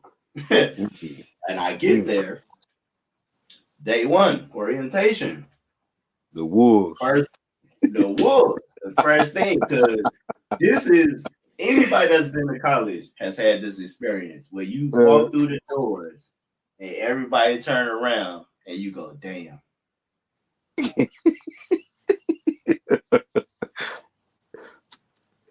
So imagine. So this is an institution. This is not a college. I mean, it is a college, but it's an institution. It's different. Universities, institutions, different things. Institution, get in, get out, learn the skills, go. Right. So I'm in here with people who think that they are skilled enough to graduate the school. These are people who, like me, well, a majority of them, like me, have been preparing themselves for this for years. These ain't people that's just taking courses and hoping it works out. They have prepared themselves for this. That's I'm gonna say about 60% of this school is people that's like, I've been creating in some way for years. And a lot of them, they whole life. And here I come, freshman me, walking through the door. The mistake, and this is the funny part to me at least, the mistake is that I came through the cafe doors because I didn't know. I came through the cafe doors. Instead of the main entrance. If you come through the main entrance, the only thing that's there is like the foyer and the admin the admin area is over on the side. They no students unless they coming off the elevator. You'll see them. The cafe, that's all that's in there. The students. And I come through the door. Me and my homies, we come through the door, and everybody just looking. Now, that could have just been a look of being like, oh, let me see if I know anybody. But in my mind, I felt the intensity of those stares. And in my mind, that was fresh blood. And that's when this thing in, like, oh, I see where I'm at. Yeah. It's sink or swim. So what I gotta do is eat so I don't get ate. This is true. That's what I gotta do. Yeah. Because everybody just gave me that look. That's how my brain interpreted them looks. It's like, yeah, welcome. Right. Yeah. It wasn't no hey, it was welcome. Right. You know, Right. this the Thunderdome. Right. You Get had ready, an NBA. You had an NBA moment just then. bro. Right. You know, all the other people like more rookies to crush. Let's go. Yeah. That's You know. And I knew where I was because I seen people drawing as I'm walking through, getting ready to go to, you know, orientation. And I see people drawing. I'm like, damn. I don't even know how to do that yet. Wow. You know, I've been doing this since I was, you know, a toddler, and I don't even know how to do that yet. yeah. Wow. Okay. But what I do, I spend my time in the trenches, bro. If I wasn't hanging out with my old lady, I wasn't taking a relaxed day. I was drawing, bro. And when I wasn't drawing, I was reading. When I wasn't reading, I must have been in class. I had to focus because my mind was like, bro, you have to focus or this just ain't gonna happen. You know, like it didn't happen for me though. It didn't. I dropped out. I had to. I didn't have an option. And that's a long story of like depression and all these kind of things I had to deal with. But there were several moments that tried to bump me down, and I was like, I'm not going. Like, you know, this is the competitive side of this. But what I want for my life is more important than um me allowing people to make me feel pressure. I want this too much to allow the pressure to take me down. You know, even after like watching, you know, what I thought was my life's dream just fall apart in my face. Even after that, you know, I had to get over myself and be like, bro, like, so what you gonna do? You know, because you still want to see the only reason you sad about this is because you want to see this dream happen. So what you gonna do? You gonna keep crying about it or what? You know, and so I came through that valley after, you know, fighting and still not succeeding. I came through that valley with the fact that's like you still gotta go because for you there is no other option. You cannot come up with another solution in your head other than keep trying. So you know what you gotta do. And with that, I came out, you know, with I'm gonna say more of an underdeveloped mentality that I have today. It was the same mentality, just less developed, you know. And that was a thing that's like, man, you know, if somebody want to rumble, let's rumble. I've been through that already. Like, you know, not winning something, not getting the greatest prize. I've been there already. You know, like my degree to me was the blue check on my life as an artist. My degree when I was young and in college, that degree was the same as a verified check to me. That would have been my blue check if I'd have had my degree. So I was messed up that it didn't happen. So now missing out on something, losing something is like, bro, I already buried that part of like losing something super important. At this point now, it's nothing but success. At this point, it's like that's all I can do is succeed now. No, fact. Because I can't be hurt by that no more. Like I can't be hurt by that no more. The thing I thought that was gonna make me valid, I buried that. I buried that a long time ago. But I know what makes me valid now. I know what makes me valid. It don't have nothing to do with my ego. My ego is not gonna validate me. Yeah. And that's what I figured out, you know, in college. Like that's your ego, bro. Like that's all that is. You want that degree because to you, you want to walk around and be like, oh, you know, I'm valid. You know, I got my degree. Yeah. I'm valid. Yeah. I still don't have no degree in art. Same. Still don't have no degree in art. Same. But look what I'm doing. Yeah. Y'all see me. You see my story. You see my profile. You know what's going on. Yeah. College. I know people with degrees. I know people with degrees that ain't done a quarter of what I've done. Tell them. Do I need to be validated? The accomplishment is the validation. So Yeah. being scared of doing something that don't mean nothing, Yeah. y'all don't have no reason to be scared to jump It's into really anything. not. Yeah. It's really You don't just have having no fun. reason to be scared. Yeah. Not at all. Because, hey, you know, you might hear me say this from time to time too. Ain't a heaven or a hell nobody could put you in. Ain't no reason to be scared to do nothing. That's true. Just do it. You might Yeah. learn something. That's all. You know, Yeah, it's fun and it's a that, learning that experience. thing that you need to know, you might learn it from the stuff that you keep running from. True. True. I had to learn that too. True. So that's the reason I could say that to you. True. Because I had to learn that sometimes the lesson is in that stuff that you keep running from. No, facts.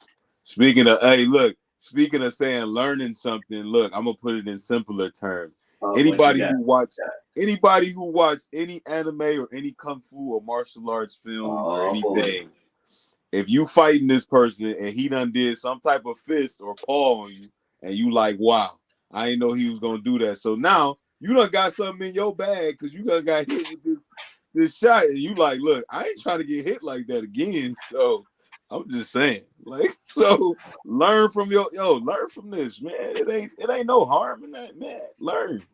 Bro, it is not, bro. And like honestly, with competition, people that are scared of competition, you might actually learn something about yourself through competing with somebody. Because you know what pressure busts pipes.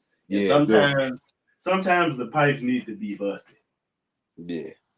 Because the pipes is holding something in. Sometimes your pipes need to be busted so that you can let go of what it is that you holding on to.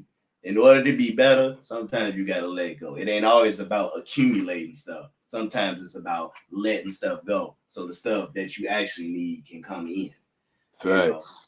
And sometimes competition will teach you that. You know, sometimes getting knocked on your butt, it'll teach you that. You know, I done learned a lot of stuff, and it's possible that the most valuable things I ever learned was from being knocked on my butt. I can be hard-headed. I can be hard-headed. So, true. You know, I might have learned my most valuable lessons being knocked on my butt. I can't say, but I won't rule it out. You know what I mean? Thanks. And especially on this platform, man, where we showcase and we tell people everything. Like, you don't always have to be a winner, man. Look, second place or the runner-up will get attention.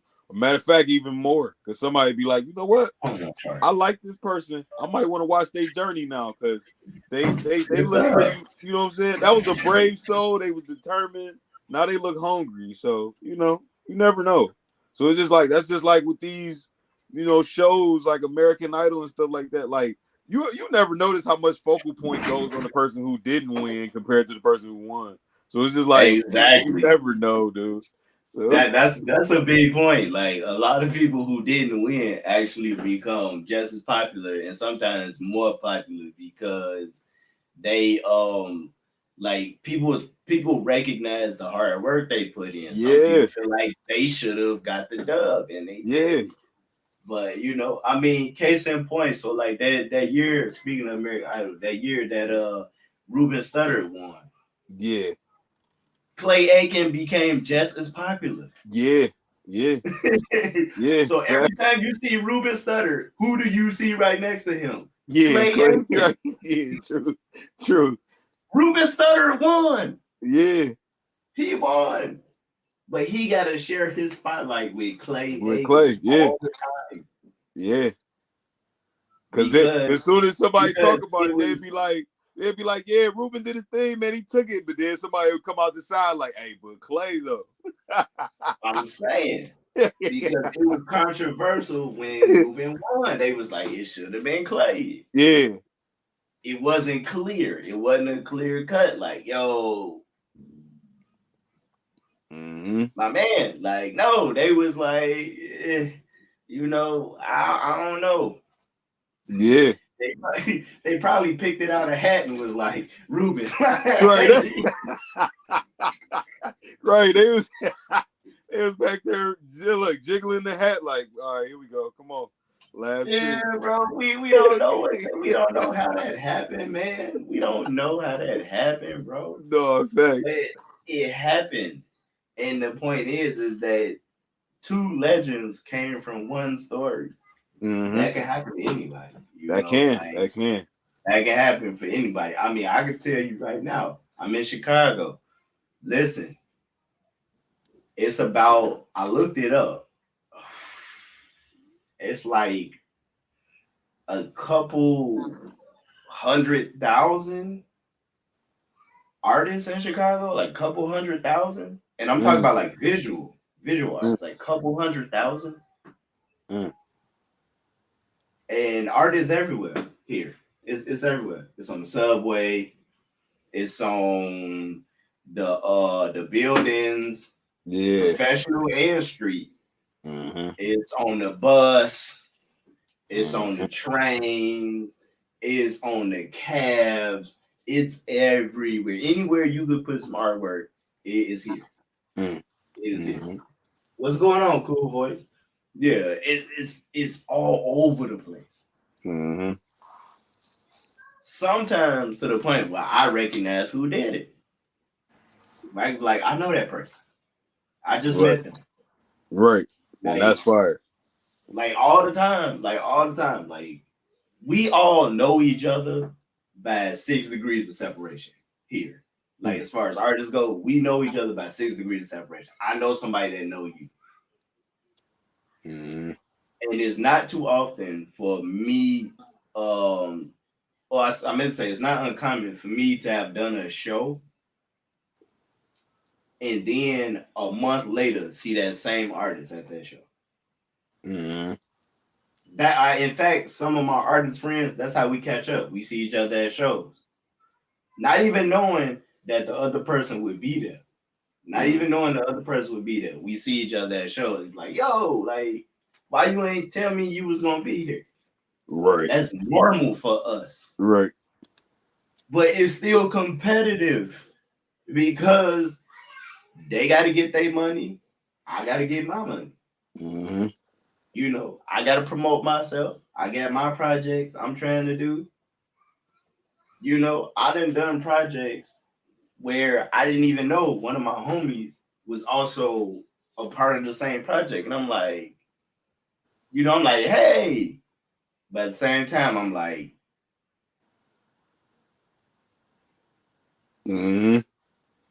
yeah. Why are you here? Yeah. You know, I'm happy to see him, but I'm like, this thing got that much harder. right. You here. Right. Yeah. I was prepared to dominate. And now you here. But that's normal here. That is normal here. So, you know, competing against people is just kind of like, I just expect it. Like, whatever, bro. Like, I mean, I'm in the same city as one of the most popular shoe customizers. Facts. I'm in the same city as him. He got his thing, I got mine. I'm not worried about it though, because I got accolades. I don't have to feel bad that I'm in this city. He ain't shining like he ain't. I'm shining too. I'm not. Tell him what's up. Not worried about it, bro. Listen, bro. Sneaker Fair the mayor. You heard me. Sneaker Fair the mayor. You hear me? Word. Coming to a Chicago neighborhood near you. Facts. So is it? So it ain't worried about being this. I'm not being in this. Worried about being in the same city as this cat. It's my city. No facts. When you see the news clippings, when you see me on the news, where you see me at? CBS Chicago, WGN Chicago. Let them know. When you see me at events, where you see me? With the Bulls.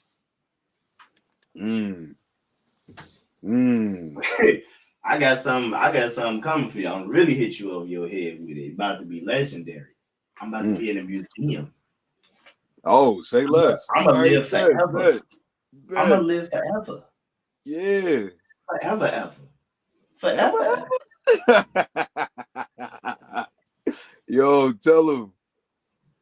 It's okay. It's okay for me to compete. Yeah.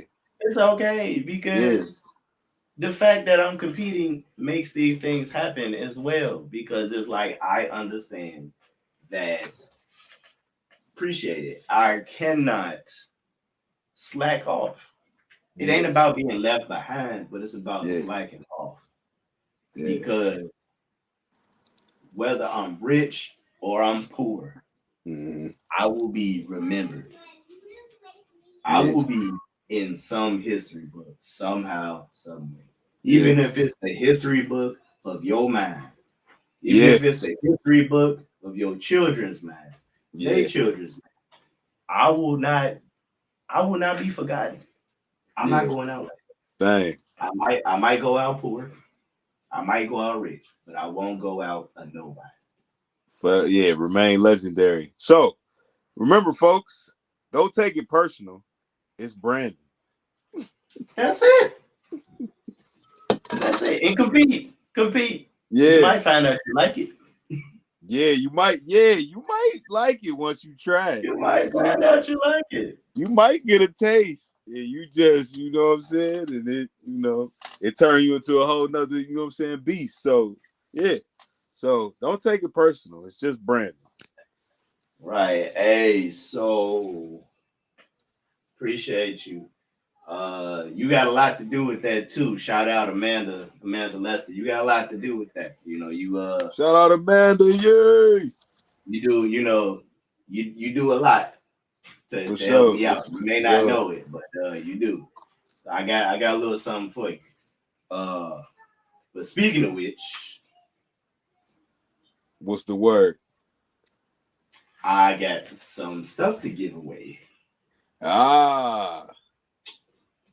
Okay. Yeah. See, you want to, we were talking about, like having accolades and all of that. I got connects. Yeah, shout out to the connections, man.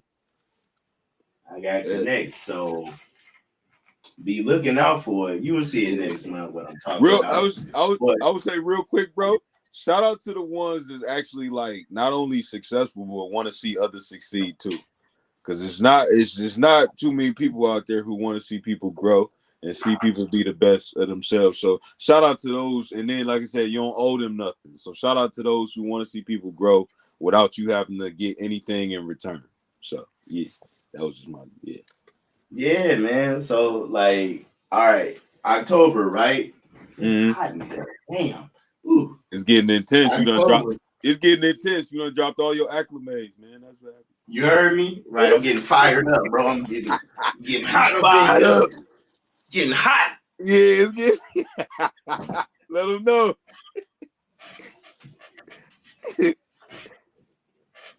Let them know something. Right. So October, I attended the what the hell?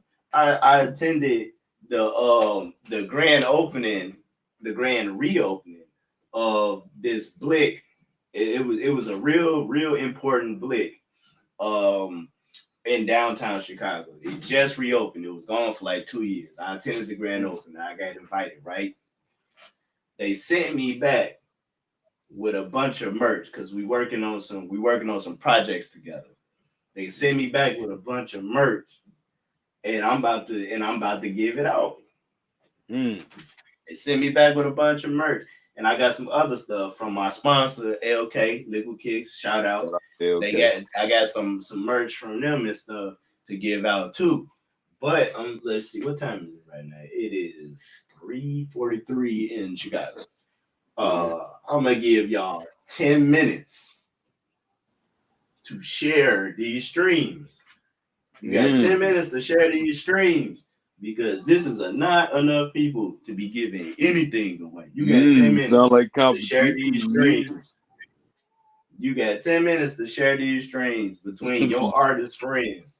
It's a share button right there. It's a share button right there. It's a share button right there. share these streams. I'm telling you, I just keep it. Yeah. And wait till next time. I'll wait till the next time. No problem. It ain't going nowhere. It ain't going nowhere. But I'll show you some of the stuff I'm gonna give away. Oh, okay. Sneak peek. Woo.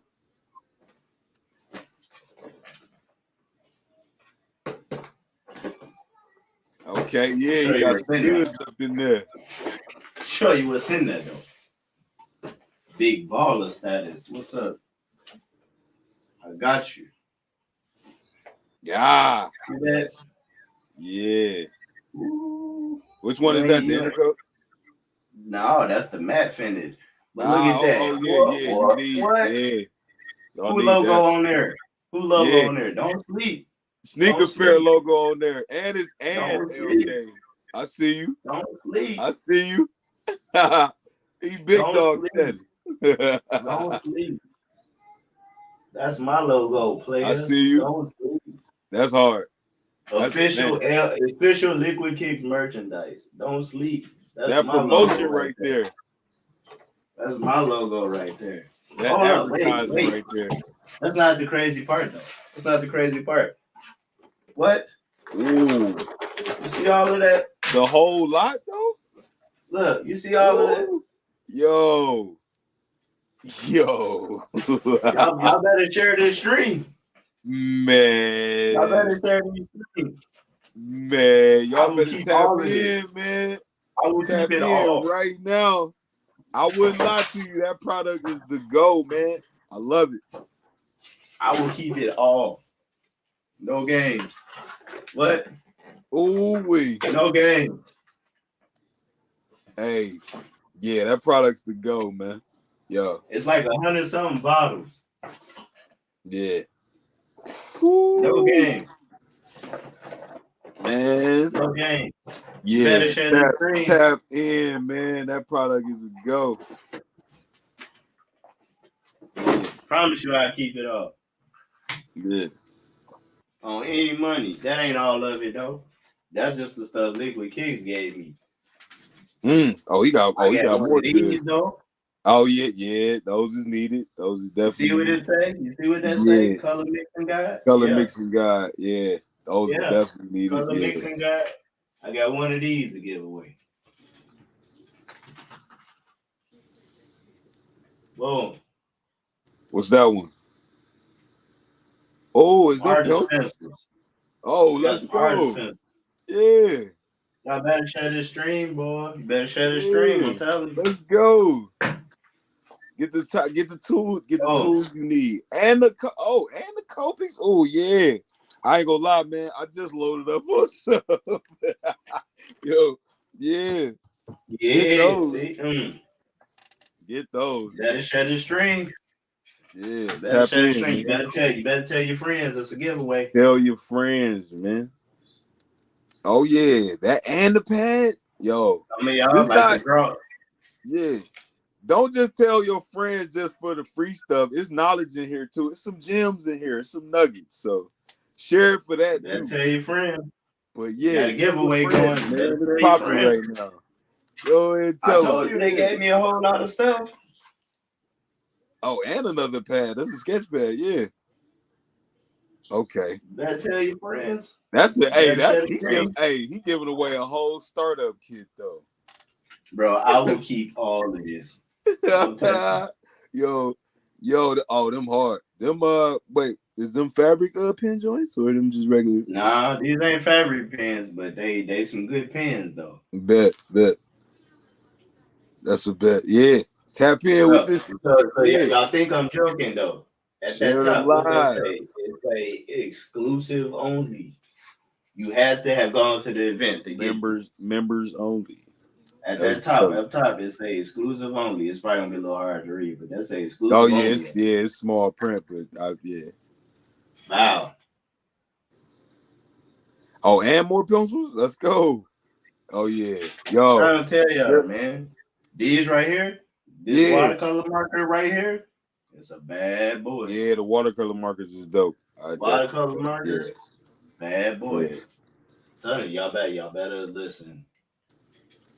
If these streams don't say, well, I say y'all got 10 minutes. I forgot what time, so I'm gonna give you 10 more minutes. It was at oh, okay. Give him 10 more minutes. Y'all 10 more minutes. So it's 3:49. It's 3:49 in Chicago. By 4:00. You got till 4:00. Wow. IG, you got till 4:00 to get this stream to at least 15, 20 people. You got till 4:00. You got 10 minutes to get this stream to about 15, 20 people. The challenge. YouTube, Instagram, Facebook, both my Facebooks, my business profile and the other one, Twitch, whatever stream you watching from, you got to get it to at least, I don't know, 10, 15, 20 people. Otherwise, this stuff going back in the vault, and I'll figure it out another day. Word. This right here. What's that? Yeah, you want one of these. To clean your brush. Yeah. You put these in your you put this in your paint tray. Yeah, and check it out. Watch this. This is what it do. This for the IGP right now. Look, it clean the paintbrush. Yeah, get all the nooks and crannies. It don't damage the bristles. It clean the paintbrush without damaging the bristles. Yeah. You want one of these. It's called a paint puff. I got one. Protect your brushes. Yeah, protect your brushes. Got to. This right here. It's just a color pencil set. It's some primary color pencils.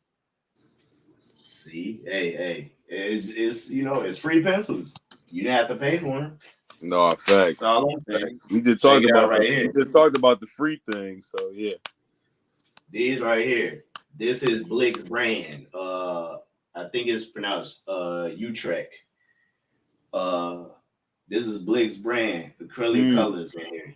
They got a couple samples in here. I ain't gonna open it. So you know it's not you. See, it's got the gold seal on it. I'm not gonna open it. So I don't know what color's in there. Yeah. I look, it ain't over. It ain't over. It ain't even over. Look, I'm over here. It ain't over. I'm over here picking stuff up. At a sketchbook. Okay. A big boy. Got a big boy. I'm telling you, hey, get these streams up. Get these numbers up. I give them to you. This too. Don't hate. Got you a nice tracing pad. You need to work out your designs on something clear. Perfect. And this is a good one. Because some of them, they ain't really that clear. This one is translucent. You can see through this. Yeah. It's a real good one. Yeah. I made sure they gave me a good one. Wow. Do another one. Yeah, artist y'all soap. Get in there. Artist soap. Oh yeah, gotta have the artist soap for sure. Yeah. This little bar will last you forever. You can literally cut off a little piece, stick it in your paint cup, clean your paintbrushes. Check it out. Your paintbrushes, sometimes the bristles split apart like this. Wet the paint soap. Wipe the paint soap on it. Let it dry overnight. Clean the brush. It should fix it. This thing do a lot.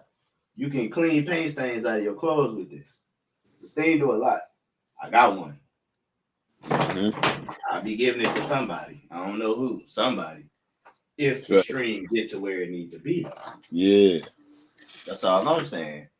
Anybody living in Illinois, well, you living in Chicago right now, because this the one you really want. The giveaway I got. I got 3 of them. Word. 3. I got 3 passes to a private studio session of your choice. If you live in Chicago, you coming to Chicago. I got 3 free passes to a studio session of your choice. He got the golden tickets.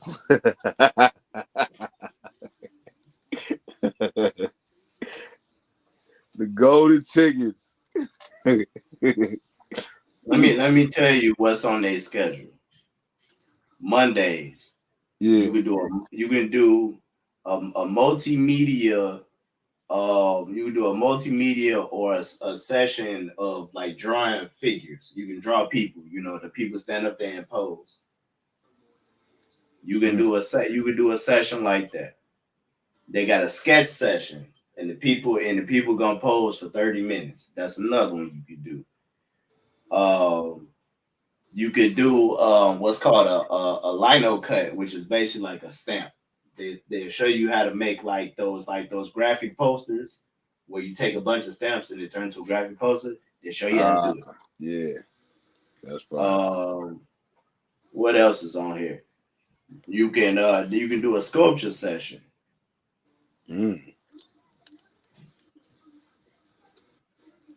But either way, because it changed with the season, right? It changed with the season, but these passes don't expire though. Oh, okay, yeah. That's a go for sure when it don't expire. Yeah, definitely tap in. It don't expire. Yeah. They don't expire. These passes don't expire. If you in Chicago, you coming to Chicago, you better get my stream up because I'm not gonna give them away if it ain't enough people on here. You better get my stream up. I might change my mind.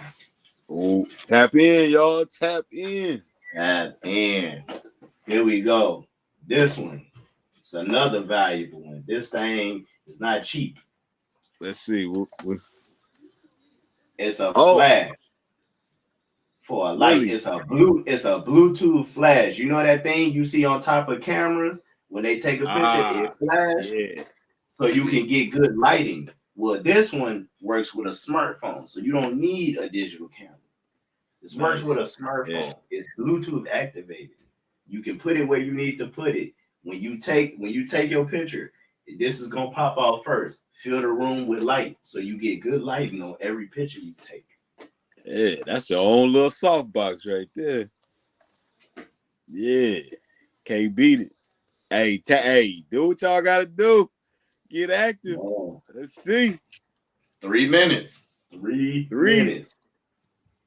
3 minutes. If you in photography and you like mobile photography, you want to improve your pictures. Mm-hmm. Yeah. I used to use one of these. I know. Yeah. Work. And again, the Old Faithful. It's like 50, 60 something liquid kicks bottles in here. For the free. For the free. Yeah. I'm not playing. But so look at this. There's a code on here. And just so you don't think I'm playing with you, there's a code on here for 20% off. Oh, yeah. There's a code on this bottle for 20% off. Come on, y'all. Yeah, do that. You better get to the stream though. You need 20%. Not only will you get a free bottle, but you get a code for 20% off your next purchase. Do that. Better get this stream up. Better do that. I ain't giving it away. You got 2 minutes. I'm not gonna give it away. I promise you. I want to see more people. Count down. I want to see more people. I want to see more people. Check it out. Again, the color mixing guide. Yeah, definitely tap in with that one because I know for those who have questions, this will help you. This will help you make 150 different colors. Mm-hmm. This will help you make 150 different colors from 12. You can use 12 colors to make 150. I bet you didn't know that. I'm giving this away. Good for somebody who's not really good at color mixing. You're not good at color mixing? It's okay. They made it easy for you. Yeah. You don't want to pay for my subscription? It's okay. You got this. Word. That was a jab. Yeah, that was Yeah. It was a jam. Yeah, it was. It was. Y'all But better it's get it cool. up, man. Oh, y'all got a couple of seconds. It is 3:59 in Chicago. I gave you Yeah, 10 it's minutes. You got a couple of seconds, man. winding down. Winding Oh, down. it's looking bad. It's looking bad for you. Ah. It's looking bad. Y'all going outside, man. Y'all going outside. Y'all going outside. Mm. Oh my goodness. Don't Oh do it to man. yourself. Oh You could man. win. Everybody could get something off of this. But So I don't wait, know. with them But sharing. where your friends at? Where are your friends when you really need them? Where are your friends? Man, tell me about it. That's a good one. That's It's a 4 real o'clock. good one. It's 4 o'clock. Oh man. Yeah, Y'all that's a good almost one. made it. It's Oh 4 man. o'clock. You almost made it. Damn. Damn. I feel bad for y'all. Damn, Gina. Right. I feel Yeah, bad for y'all. that's exactly what that was. I feel bad. So what I think I'm gonna do, What you got? is I'm gonna take 3 people. Maybe 3. I'm gonna think about it. Ain't nobody gonna know. Unless the people I give the items to tell y'all that they got the items, y'all not gonna know. I'm probably just gonna pick some random people and send you something. Mm. I feel bad. Y'all don't got no real friends. You don't have real friends because It'd be like that. I gave y'all 20 minutes. It'd be like that. I gave you 20 minutes and they didn't show up for you. I'm your real friend. Not nan one time. Not one. I'm your Not real nan friend. another time. You should just picked all your family members. I would have. They didn't come for you. I feel bad. Your friends didn't help you. Your friends could have won something too, but they didn't show up. Custom Settlers, what's up? Ooh, y'all was this close. Right now on IG is 9 people watching. You only needed 9 more. Yeah, just the 9 more to get the numbers. Yeah. They was in them clubs last night. Hey, Yeah.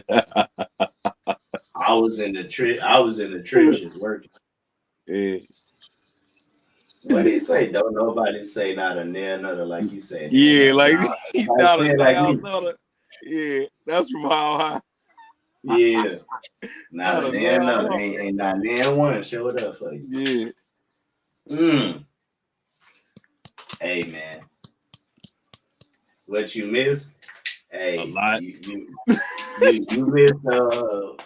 missed a potential giveaway.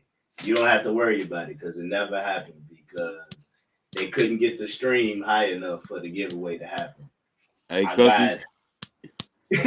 I got merch. I got merch from Blick to give away. I got merch from Liquid Kicks to give away. They couldn't get the stream high enough, so I guess next time maybe. Yeah, another one bites the dust. I guess next time. Yes. Yeah, we gonna guess because we gonna do this again. Of course, we got streams for you. We got stuff to talk about. We got topics. We got people to invite on. Well, I'm gonna say he do because this is his channel, but I'm just saying I appreciate that. Man, Invite one more again. You know what I mean? So yeah, this a community stream. We got people to invite, but hey man, listen. I told y'all, look, wait a minute. So I posted that around 12 o'clock that I was gonna do a giveaway. Right, yeah. Right. Let me fix my hat. I don't want to look like T.I. He look ridiculous.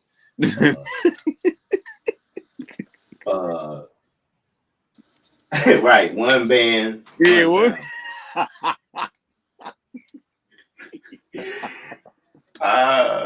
I told y'all earlier at 12 o'clock I was gonna do a giveaway. I said 12 o'clock. I'm gonna do a stream and I'm gonna do a giveaway on that stream. Mm-hmm. If I go look on my stories, I guarantee I'm gonna see at least 50 people saw that. Oh, facts. Yeah, easy. 50 people. Yeah. It's been 3 hours. I know at least 50 people seen it. It's been more than that. It's been more than 50. I know it's more than 50 people. Gotta do. Oh, I'll let you. I don't know. Maybe they will. Don't forget to follow everybody. Yeah, y'all should have been following everybody anyway. Y'all know how that goes. Oh, right. Yeah. This is true. Let's pin that comment. Don't forget to follow everybody. Should have been doing that anyway. Yeah. Build your community by building somebody else's community. That's facts. That's what you should have been doing. You ain't see it. You saw what? I don't know. I'm reading now. Oh, you meant live. Got you. Okay. Got you. Yeah. Nah, man, y'all listen. Hey, it's all good. All I'm saying is, I got it. That's true. I got it. That's all I'm saying. I got it. I got the goods. I got it on me. This ain't nothing. This ain't nothing because it's more stuff coming. That's all I can say. There's more stuff. Oh, he said more. Oh man, y'all better start tapping in. He said more on the way, en route. Man, look. Man, I got that swag. Yeah. Hey, tap in, y'all. Come on now. I'm trying to tell y'all, man. See, y'all, right? Got that fire. You got that fire. Like, y'all be thinking this be like y'all dealing with them YouTubers. I ain't no YouTuber, bro. Oh man, hey, yeah, that's the statement. Artist. We like this when we log on and log off. Yeah, we like this when we log on and log off. We not just people who just only on camera. I ain't no YouTuber. Yeah. Don't get me confused, man. I'm trying to look out for some people. Yeah. Trying to look out for somebody. This ain't no YouTube thing, man. Yeah. I ain't no popular social media face. Yeah, be nice to me. I got you. Yeah. Be nice to me, man. Like, I be doing battles for y'all. You can win a prize in the battle. Yeah. Who is the guy named that's Al Dante. You know him. The one and only Al Dante the artist. You gotta tap in. You know him. I know you know him. If you don't know, now you know. Yeah, that's exactly who you had. Jolly Boy, where was you at? No. You missed out. You could have won some stuff. Yeah, where was you at, Jolly? Jolly was probably working on a pair. He probably was working on 2-3 pairs because he always working on something or in the cut. You gotta come out with us, Jolly. Come on, man. Where was you at? Come on, tap in, man.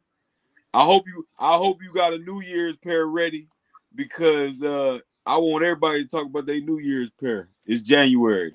We coming in on a new swing. He said family was here from out of town. You don't need family. You need new material. You don't need family.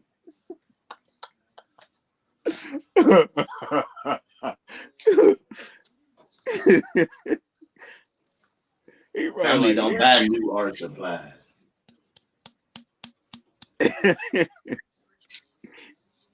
Oh yeah, the family could have jumped on the stream and you know what I'm saying, share the stream. Do they got IG? They could have jumped on the stream. Do they have it? Yeah, do they have Instagram?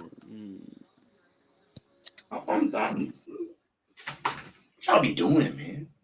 Yeah. Well, I mean, again, you know what's here, so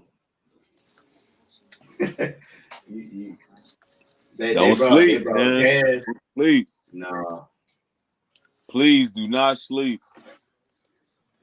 I can't be bribed, Jolly Boy. They can't bring me cash. He's bribing. Oh, come on now. Come on, man. Said he playing, but at the same time he not. No, that's just my nature. That's just my nature. Great. Nothing I said was a joke. Nothing We'll I rock. said. Hey, we'll rock him. I ain't no joke. That's just in my nature not to say things. Y'all didn't do nothing, so I don't have to say it in a mean way. This is true. Oh man, let me show y'all this because I see it in the stream. I might as well just show it off. Man, so I did the event with the Bulls, at the Right. at the Mercy Home with the kids and stuff, right? Right. So they gave me a gift. Give me a Oh, gift. really? With an F, a gift. They gave me a gift. Gift. Yeah, they gave me a gift because I was salty, man. Them kids was winning autographed basketballs, That's rough. jersey. I'm like, I can't believe I'm jealous of these kids. I was salty. Them kids was getting all that cool stuff. I'm like, yo, this is crazy. Autographed basketball, like, no. I'm like, can I have one, please? Right. Let me get one of them. Oh, I was so salty. So when we was done, they don't gave do me me like gift. that. Don't do me like that. Bro, and just the bag was dope. No, not with a T, with an F. Yeah. Look at this bag, though. That's hard. That's bag, dope. That's fire. And it got the city backdrop on it? Yeah, that boy that's cold. That's gave me and the bag, Black Hawk on on the the back. back. Yeah. That's This fire. bag dope. So the bag was fly, so I knew whatever was in there was yeah, of course, yeah. They always what's in go that bag? hand. I took my time taking it out because I'm like, I don't want to see it too fast. I ain't gonna appreciate it. Ooh, look at this boy. Look at this jacket. Look at this jacket. Ooh. That's hard. That's a starter? I think so. Ooh. Let me not act stupid like I know. But I think it is actually. Ooh. But look, bro. All that white stuff is leather. Oh, that's fire. All the white parts is leather. This boy, that's fire. Cold. That Look at is fire. Man, that's hard. And it's reversible though. Swear. Yeah, it's reversible. That's hard, man. Yo. They gave me this jacket, bro. I'm like, yo, this is lit, bro. big flex though. Yo, that's hard. You could be loud and you could be discreet at the same time. Bro, that's what I was telling them. I was like, okay, like they was down laughing. I'm like, okay, so this the business casual side. And then I flipped it to the other side. And I was like, this the party, right? Yeah, they laughed. I'm like, I'm dead ass. Like this. No, in fact. Hey, that's fire. Yeah. That's fire. Oh, okay. Yeah, y'all ain't see it. My bad. I ain't want you to see it. Oh, one more again. I gotta show the IG people up, man, down. The phone fell. Oh, it did? Oh. The phone don't want y'all to see it. Y'all not worthy. Cause y'all didn't get the stream. Your eyes ain't worthy. This one side of it. So it's just all black. This the business side. That's the business side. Here go the party. That's hard. That's fire. Yeah, that's fire. That's serious, yo. Yeah, that's something serious. I'm like, for me, and all the white stuff is leather. Like even on all the white stuff is leather. I'm That's like, fire. for me, Yeah, that's hard. That is that dope. boy is nice. Gotta love gifts. Dinner, go ahead and eat, bro. Yeah. Don't not eat. But yeah, man. See, look, now all y'all just popping up out of nowhere. You missed the giveaway already. It's too late. You It's missed too it. You gotta wait till the next time. Y'all missed it. You missed it.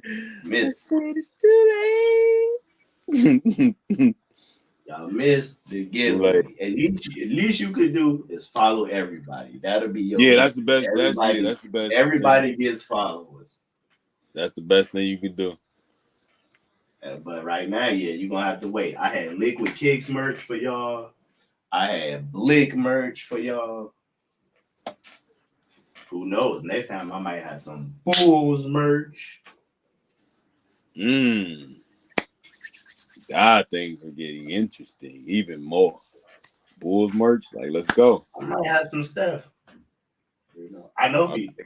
Y'all gotta get in there.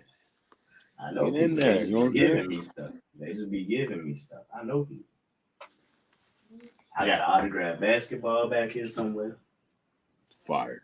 That is fire. Autographed shitty hat. That's fire. I ain't gonna wear it. And I mean, I ain't even put it on display. It's from Allen Iverson. The answer. I got an autographed hat and basketball from Allen Iverson. That's fire. Jordan all day. That's fire. That ball might as well came from somebody on the bench. I like Iverson, but he ain't my favorite. I got stuff to give away, man. One of my favorites, though. I'm gonna put it on top. But y'all don't be putting no respect on my name. Y'all better make sure y'all do that. And the stream. Put respect on the stream. Man, listen, see, I'm trying to tell y'all. I mean, what else going on in the news, man?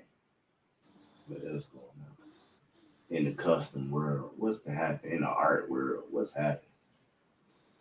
It's what we talked about, the copyright strikes. We can talk about the what else happened? Staying on brand. We can talk about that. We talked about competing with people, healthy competition. Yeah, healthy competition. Yeah.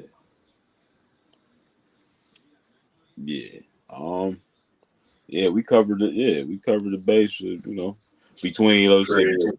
Between confidence. We ain't cover arrogance, but I mean, I'm pretty sure y'all can figure out what arrogance is. Arrogance. Yeah, you know what it is. Yeah, arrogance stems from you saying you better than everybody, greatest of all time. That type of talk. That's arrogant. But yeah.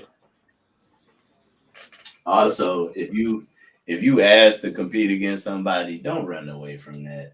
That is true. Yeah, that's true too. Don't do that. That's gonna mess up your competition. Your reputation. Your reputation and all that. That's fair. Don't run from that. Don't do that. Definitely don't do that. Yeah. You know who you are. Yeah. Yeah. Now as far as opinions go, if people around you call you, you know what I'm saying, GOAT, then cool. But you saying it about yourself, that's a little bit conceited. You know what I mean? Like that's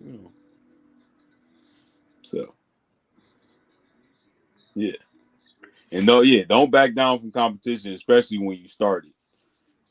Indirectly started and then try to start it directly. Yeah. Yeah, don't light the match and hide your hands. Don't do that. No, facts. As the old people would say. Yeah. Facts. Right. Don't be throwing rocks and hiding your hands. Don't be doing that. You know who you are. Very true. Yeah. Surprise, man. I thought that would have been, what's an appearance in the live, but it's cool. No. Yeah. No, come on. No. Yeah, it's cool. No. All right. You knew that wasn't gonna happen. Yeah, I knew it. I knew it. You know how Come on. expectations go though. So, like, Like, come on. That was not about to happen. yeah, you know how You expectations go. So it's cool. don't It's all don't goody. play with It's that. all goody in the hoodie. Don't play out so. Oh, you know what? Because it's What's up? been a while, and I feel like I kind of owe y'all one. We could do a Q&A. I'm gonna leave this to y'all, man. Hey, I'm up. I'm awake. I got time. I got Q&A. time today. You got some questions, art questions, stuff like that. Hey, throw it in the chat. I got both. I got all the streams open. You guys, whatever you want. You could ask whatever you like. No facts. Facts. Facts. Look, Go look. ahead. What's up? You know, What's up? right. It's all y'all now. Listen, I'm over here like a secret agent. I got screens right here. I got all this stuff. Ask your questions. What you want to know? Probably one of the only times you would get some free game because everybody know free game is over with. For me. Yeah, that is true. Go ahead and do what you gotta do, cause I'm I'm still in work mode and I'm trying to get launch ready. So let me know. Mm-hmm. Let me know. Let me I'm know. gonna give it 10 minutes for somebody to start asking questions. For sure. That's cool. That's reasonable. He gonna give you another 10 minutes. What? 10 minutes to start asking questions. What? If not, we gonna shut it down. Yeah. Cause this was another successful live. So I think so. we could turn away from this and say, man, like we did our part. Feel me? Mm-hmm. So yeah. Get them questions in though. 10 minutes, y'all. You can't beat it. What's going on? Can't beat it. Can't beat it at all. Yeah, man. Y'all be having questions, but then you just put them in my DM all sneaky like. Don't be sneaky. No sneaky links. No questions. No sneaky link questions. Look, just Mm-hmm. say it now.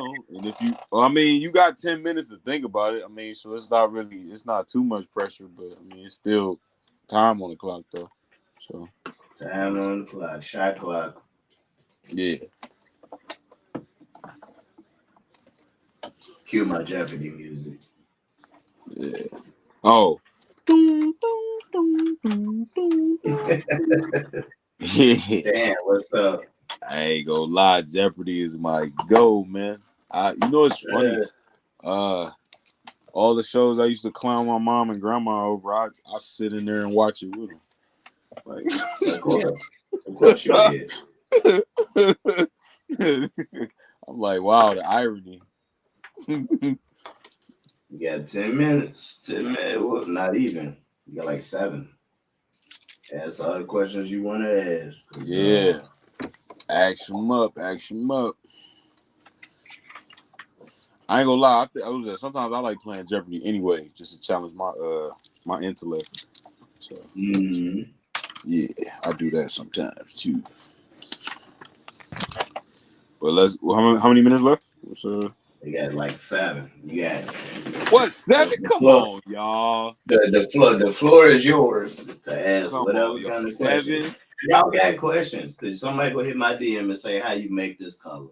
Somebody will hit my DM and say, 'How do I get people to do this? I want to promote this, but I don't know how.' Y'all always got questions.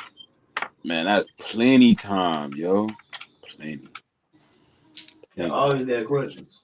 Plenty time. I mean, this ain't even like school where people can see you and call you dumb. Like, it's not even school. Yeah, They that's even see true. you. They do that. Yeah, This is they the do best that. place to ask questions. Nobody can see you.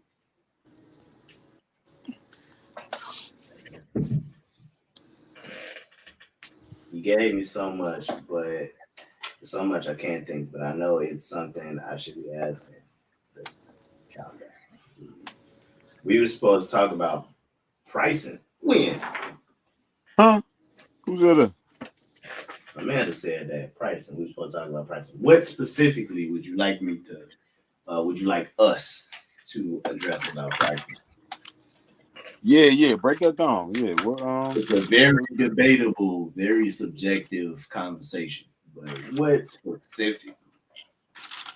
Yeah. Break that down. Break that down. That could be a whole video in itself. Yeah. It definitely can. So that. Yeah. That's a good one. She getting down to the meat. You said mention it in the group so the people can know. Yeah, but I don't remember exactly the context of what we was talking about. I know you was asking me like what yeah. I remember you asking me about that pair that you made, that pair of shoes you made, but I don't remember exactly what I told you. So I'm like really drawing a blank. Because I don't remember exactly what I said, other than the fact that you Oh, so had you was asking how to price your pair. You sent. she was asking me how to price it, but I was telling her that we could talk about that in the subscribers group because what she was talking about was like very relative to just like pricing in general. Okay. Oh, it was about underselling yourself. Yeah. So a lot of like people are constantly worried about like pricing right, overselling or underselling. Mm-hmm. But it's usually the latter. It's usually worrying about one of the two, and it's usually like worrying about underselling. Mm-hmm. But it's kind of a thing that, at least to me, works on like a scale. Like it's really important, if you ask me, to have a good feel of your industry specifically, like your niche, your industry. So industry is one thing, niche is another thing. So like industry could be sneakers, niche is custom sneakers. So a niche is more specific than an industry. Industry is big, niche a little smaller. Uh, so it could be that. Then I would look at my industry. I would look at the niche, the space I want to occupy. Then uh I would look on like a larger scale, so maybe nationally. So wherever you live, like I would look across the board. So in America, you live in America, I would look like in like a wide range, not just people in your town or people in your state. Then you can look at that. But a good way to really figure it out is to get around people that do the same thing as you and get a good feel for like what they sell, how much they sell it for, and really make an honest assessment of whether or not that price makes sense to you. And there's a lot of ways you can make pricing make sense to you. My honest idea of how to make pricing make sense to you to know if you underselling yourself is to first your supplies, look at your supplies and think about like how fast your supplies disappear. Because Yeah. that's the first one, like paints. You know, if you only need paints to do what you need to do, how fast do they disappear? You know, how much did they cost? And don't go off like, oh well, I only used a quarter of the bottle, so that's maybe like $2. It don't matter. That bottle costs $6. Price Then that whole bottle. you price by the whole thing. six Yeah. dollars. That's it. So you know, you what? So she can make SpongeBob shoes, or can you get sued? Yeah, you could get sued, but I mean, you probably won't. It doesn't happen to everybody, but yeah, I mean, you could, but it don't mean you Yeah. will. It's a hat toss, but everybody don't catch the right. the But sting. right, but like yeah. So pricing, first thing you should start off with is an assessment of yourself. So your materials, when you think about how much your materials costing you, what you using, and I mean you can go deep into it. Some people go into like if they gotta go and pick up their stuff, or if they gotta pay to get it like delivered to them, they put that into the price. So, you know, Yeah, you can. It's not wrong. You can. that's true. Uh, but you basically need like an honest cost assessment of how much you spending to produce whatever it is you're trying to sell. This is true. That's the first number. That's the first number. So now you know how much money you need to replace what you use. Mm-hmm. Very valuable number. Mm-hmm. Um, then you should look at how much you need. So you're gonna need a goal for this number. To be honest, you're gonna need a goal, and I don't mean like a financial goal, but like a goal that you need money to achieve. Mm-hmm. Pay your bills, put gas in your car. Mm-hmm. Uh, Mileage to the gas station. I mean, to the you post office. know, whatever it is, you know, to be able to go on a nice date every once in a while. Yeah. You're gonna need some type of goal, and you need to know the dollar value of your goal. Right. Right. So let's go with pay. Let's go with like I don't know, pay a bill. Mm-hmm. You want to pay your cable bill. Let's say that you gonna use this skill that you had to pay your cable bill, and say your cable bill is like $200 a month. You should delete You that. know, you already know how much your supplies cost you monthly. And monthly, your supplies shouldn't cost you very much because you're probably not buying supplies every month. Yeah. True. It shouldn't cost you very much. So take the number that you came up with for the cost of your supplies, and be honest about how often you replace your supplies. So you know if you buy a new bottle of paint once a year, okay, total all the paints you got. Mm-hmm. Or if you can remember how many bottles of paint you bought that year, let's say you bought 12 bottles of paint that year, 12 times 6, what is that? 72? That's it. Yeah. If I'm not Okay, mistaken. my math is not good. Hold So on. 12 and 6 is 72, right? Hold on. Because 5 and 12 is 60. 6 and 2 is was that 12? Yeah. Yep. 72. Okay. Yep. You know, my math ain't that good. Sometimes I'm right. Sometimes, Uh yeah.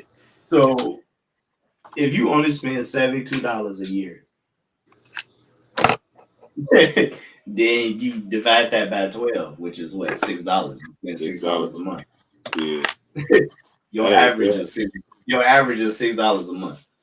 Mm-hmm. Okay. So you know it costs you $6 a month to do projects on Mm-hmm. average. Mm-hmm. You need $200 to pay your cable bill. Right. Are you buying the shoes or are they buying the shoes? That's another number. Yeah. Mm-hmm. So that number either puts you in the black or puts you in the red. If you buying the shoes, you in the red. You deep in the red. Mm-hmm. So we gonna start with a shoe that everybody know about, Air Force One, right? Air Force One is about 125 with tax most of the time. Most of it, yeah. About 125, 130 with tax. Let's Mm-hmm. go with 130, so it's an even number. Just to be safe, yeah. 130, right? Right. 130, and you bought the shoes. So you spend $136 to create the shoes. Mm-hmm. You need $200 to pay your light bill. I mean your cable bill. Mm-hmm. You are 200. No, you are $336 in the hole. Yeah, when it sure. when it comes to completing your goal. Mm-hmm. You $336 in the hole in order to complete your goal. That right. So that means you need to charge $336 to break even. Yeah, to be able to cut that. Yeah. Which means that $336 is going to pay for your supplies, recoup the money from your supplies, recoup the money from the shoes, which is technically a supply item too, and Right. then pay your bill. So Right. you need $336. If that's your goal is to pay your bills, to pay your cable bill, you need $336 every month. Yeah. So you should not be charging less than $336. Right. Or even if you feeling froggy, say 400 to. Well, that's putting you in the black. Did he disappear on me? My fault. Yeah, I was saying at least to be safe, say 400 to give yourself some type of achievement status. Yeah, that's putting you in the black with a little pocket change, Yeah, So with you a can little put that pocket towards change. something else. You can Yeah, put that towards something else. But right. if your goal is to pay your bill, then you need to put the price of the bill plus the price of your materials, and that's the bare minimum charge you need to charge. Mm-hmm.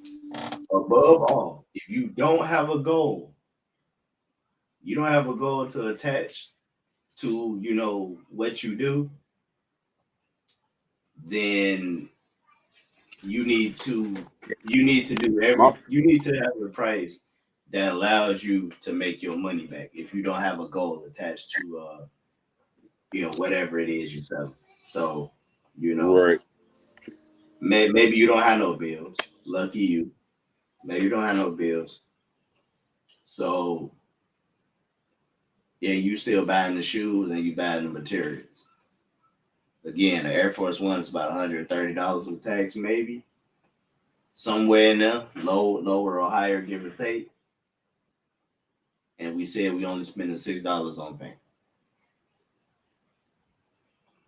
You need $136.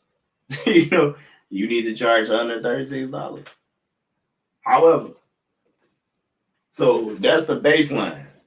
You got an idea of how to price, a basic idea of how to price, because other people have different ways of doing it. There's no right or wrong way.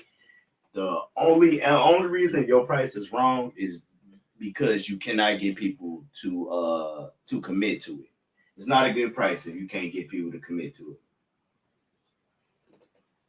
But you still need the number that is a minimum amount to recover from your supplies. You still need that number. That is the number that you cannot negotiate. Whatever you need to recover from buying supplies, you cannot negotiate a number lower than that. That's the standard. That's your standard. You cannot go below that. So the other thing is you don't want to price too cheap. That's what we was talking about. We was talking about pricing too cheap. So $150 for somebody is appropriate. $150 for me is cheap. Too cheap. It's not gonna work. It's not gonna work. Okay, Why? good. Why? Because for a fact I know that certain prices that are appropriate prices for what I need and what I gotta do, people would say it's worth more than that. I hear people say that. Oh, it's worth more than that. Mm-hmm. But my prices are based on a few different things. One of them is recovering my supply costs, meeting my goals, Mm-hmm. and the willingness to pay by the potential buyer. Mm-hmm. So there is a level that your buyers will value what you do. It is your responsibility to figure out the high ball and the low ball. But again, remember, whatever your supply cost is, you cannot go lower than that. So if the people that you target want you to go lower than that price, you need a new audience. Facts. You probably communicating to the wrong people. So there's a lot of people that's like, oh, well, I don't have to sacrifice my value for my art. And, you know, I mean, I'm not really making fun of y'all. It's just the way I see y'all when I close my eyes, being like, I don't have to do this, and I don't have to do that. My art is this and my art is that. Yo, if I'm trying to buy something, do you think I care about any of that? Do you think I care? That's true. That's true. When you go to McDonald's, would you care if somebody was like, well, I've been here for 8 hours and it's been hard and my manager's been a jerk to me? Right. I just want a burger. Right. I just want a burger. Your life story, I don't care. I just want a burger. Yeah. I'm home. It's the same thing. It's the same thing with your art. Yo, I just want some artwork. Yeah. I don't care that you spent 36 hours on this. Yeah, true. I just want your artwork. That's the thing that we got to get through our heads. They do not care. You're trying to tell them like, oh, well, if I say it's worth $5,000, I work really. Yo, I told you I don't want to pay $5,000 for this. I don't care about what you went through. You went all the way to South America to find this paint. I don't care. Right. I said it cost too much. Right. I said it cost too much. Yeah, true. That is not your audience. That's what they tell you. I'm not your audience.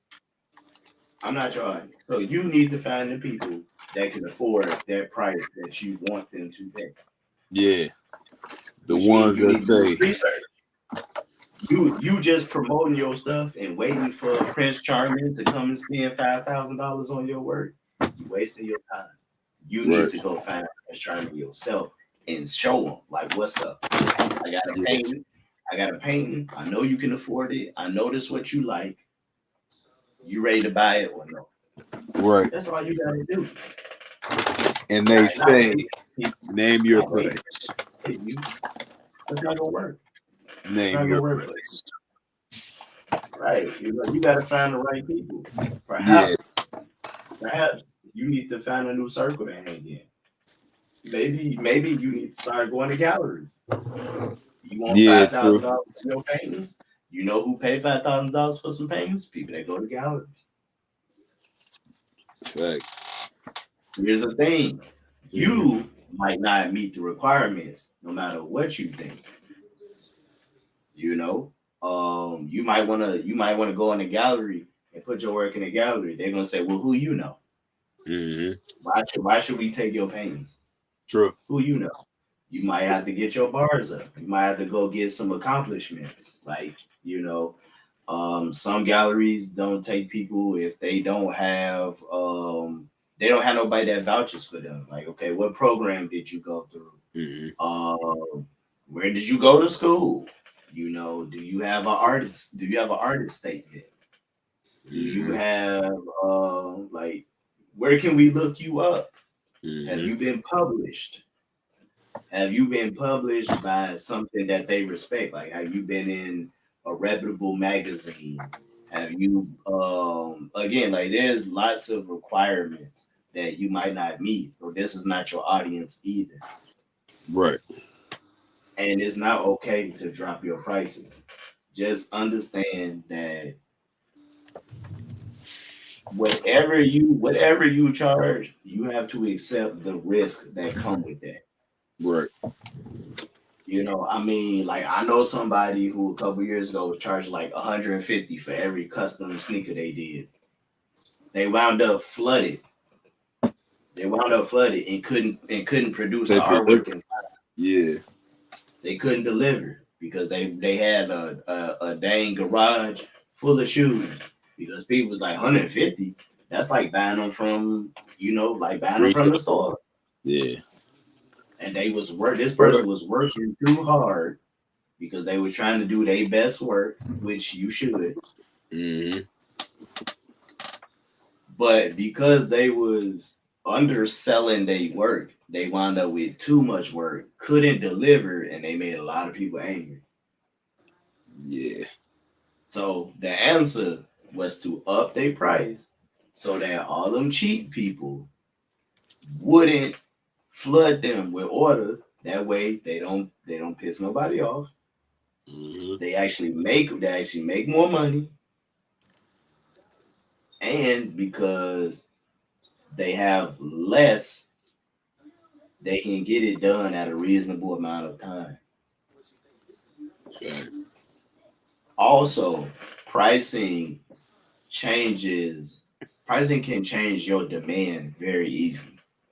Like there are artists or creative people that become more in demand when Mm-hmm. they pricing matches of value that people associate with that.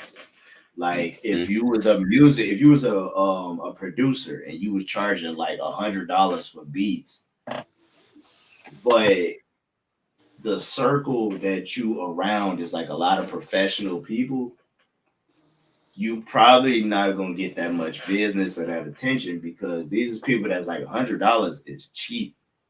So these must not be good. They must not be good. It might not be good quality because Mm-hmm. $100 is too low.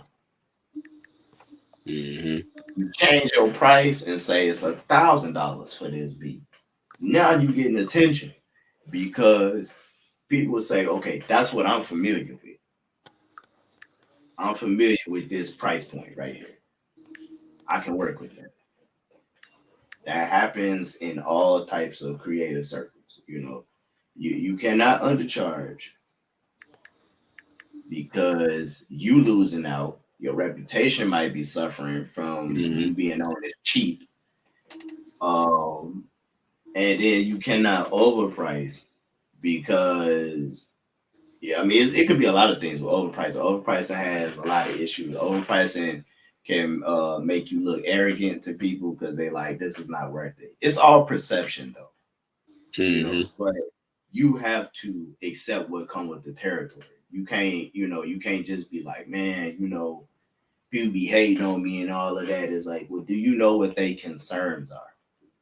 Mm-hmm. Like I see some artists try to market to people in the hood and stuff like that, but it's like you asking people in the hood to pay like $300-400 for something. Three to $400 to some people in the hood is life changing. Mm-hmm. Like for real, $300 to some people is life changing. So to ask me to pay $300 to $400, and I say that's too much, and you call me a hater or you start Right. talking bad about me. Right. Number one, stop trying to expose people because you messing up your brand. Stay on brand. Stop trying to expose people. You making yourself look like a bully to Yeah. the people you want to buy stuff from. You don't Yeah. think other people listen. So buying something expensive it's a cycle to it. I could literally write it. I got a whiteboard behind me. I could write a whiteboard and show you this cycle that everybody goes through when they buying something expensive, something that they feel like they want to invest in. It takes a couple weeks to a couple months from the first time you have the idea to spend money on it to you actually committing. There's a time period when you call yourself exposing people, calling them broke and cheap and anything you can other than a child of God, Mm-hmm. other people who still haven't committed to spending money with you will walk away from you too. And some people, and we all know them, you might be that person. Mm-hmm. When you wonder why nobody buying stuff from you, Yeah, sometimes cause yeah. it's your mouth. It's your mouth because you don't Yeah. know when to keep quiet. You don't know the right things to say. Mm-hmm. Instead of talking bad about people, you don't get to know them. I mean, I got a whole system for it. Go ahead and subscribe on my IG and I'll show you my whole system for it. You should be getting to know people so you have ideas on how to speak to them, speaking the right language, addressing their issues. Because when you sell stuff, it's not about you no more. You gotta let that go. Business is not personal. So when you sell something, it's not about you no more. Mhm. You have become in service to other people. Mhm. So they opinions, and yes, I do mean opinions, Mhm. and they feelings should be what's important to you. Your feelings and opinions come last in Yeah. business. They come last. Mhm. What does it say? I've been here for hours. Y'all been wonderful. Phone need charging. Gotta start dinner. Thanks again. Blessings. Peace. I hope you enjoyed yourself. You know, Yeah. I hope you do enjoyed the you some stream.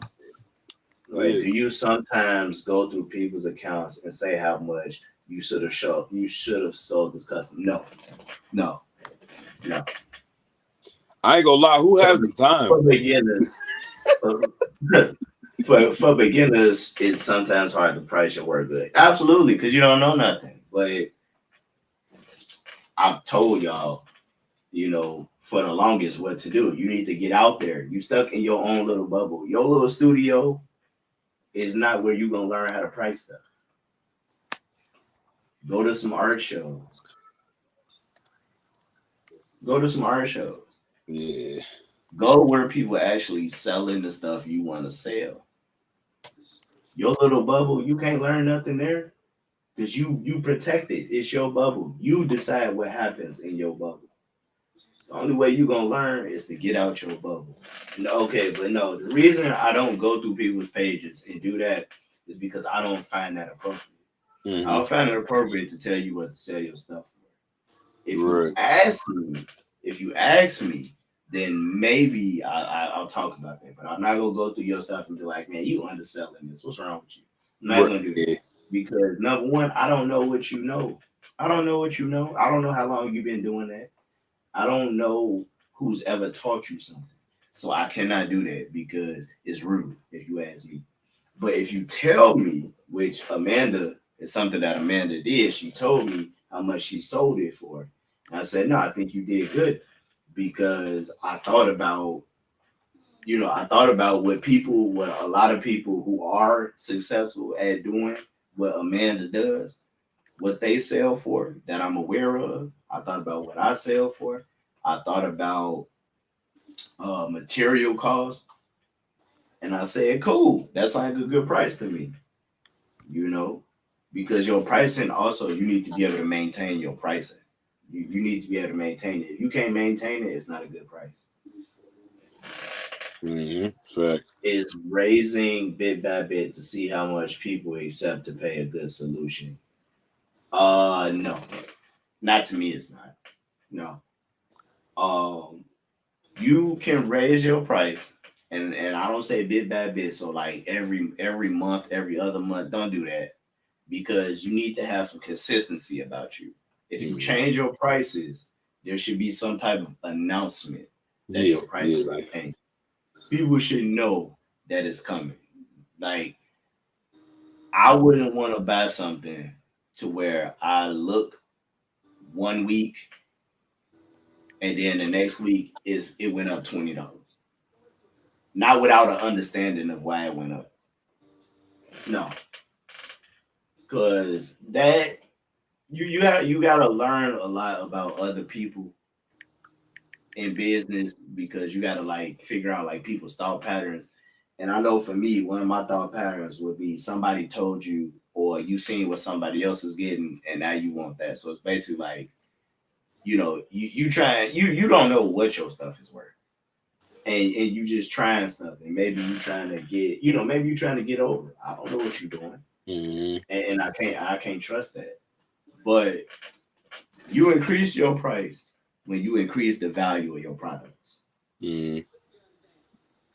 You have to know what creates value in a product And once you know what creates value in a product, then you can decide how to increase the price of your products. That's how you do that. You know, then you increase the price. Like case in point, like if McDonald's come out with a burger and they like, oh, it's 50% bigger than this burger, the price is gonna be different. Yeah, true. They telling you they give you a bigger burger. That's facts. You know, if I don't know, like when people sell laundry detergent, they say it's new and improved. The price might have went up. Mm.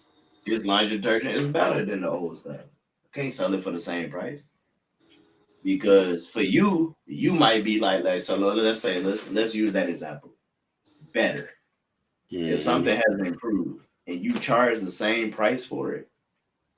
Think about it like this: if I use that and I've been using that for years and I've never had a problem with it, why would I buy the new one? Mm-hmm.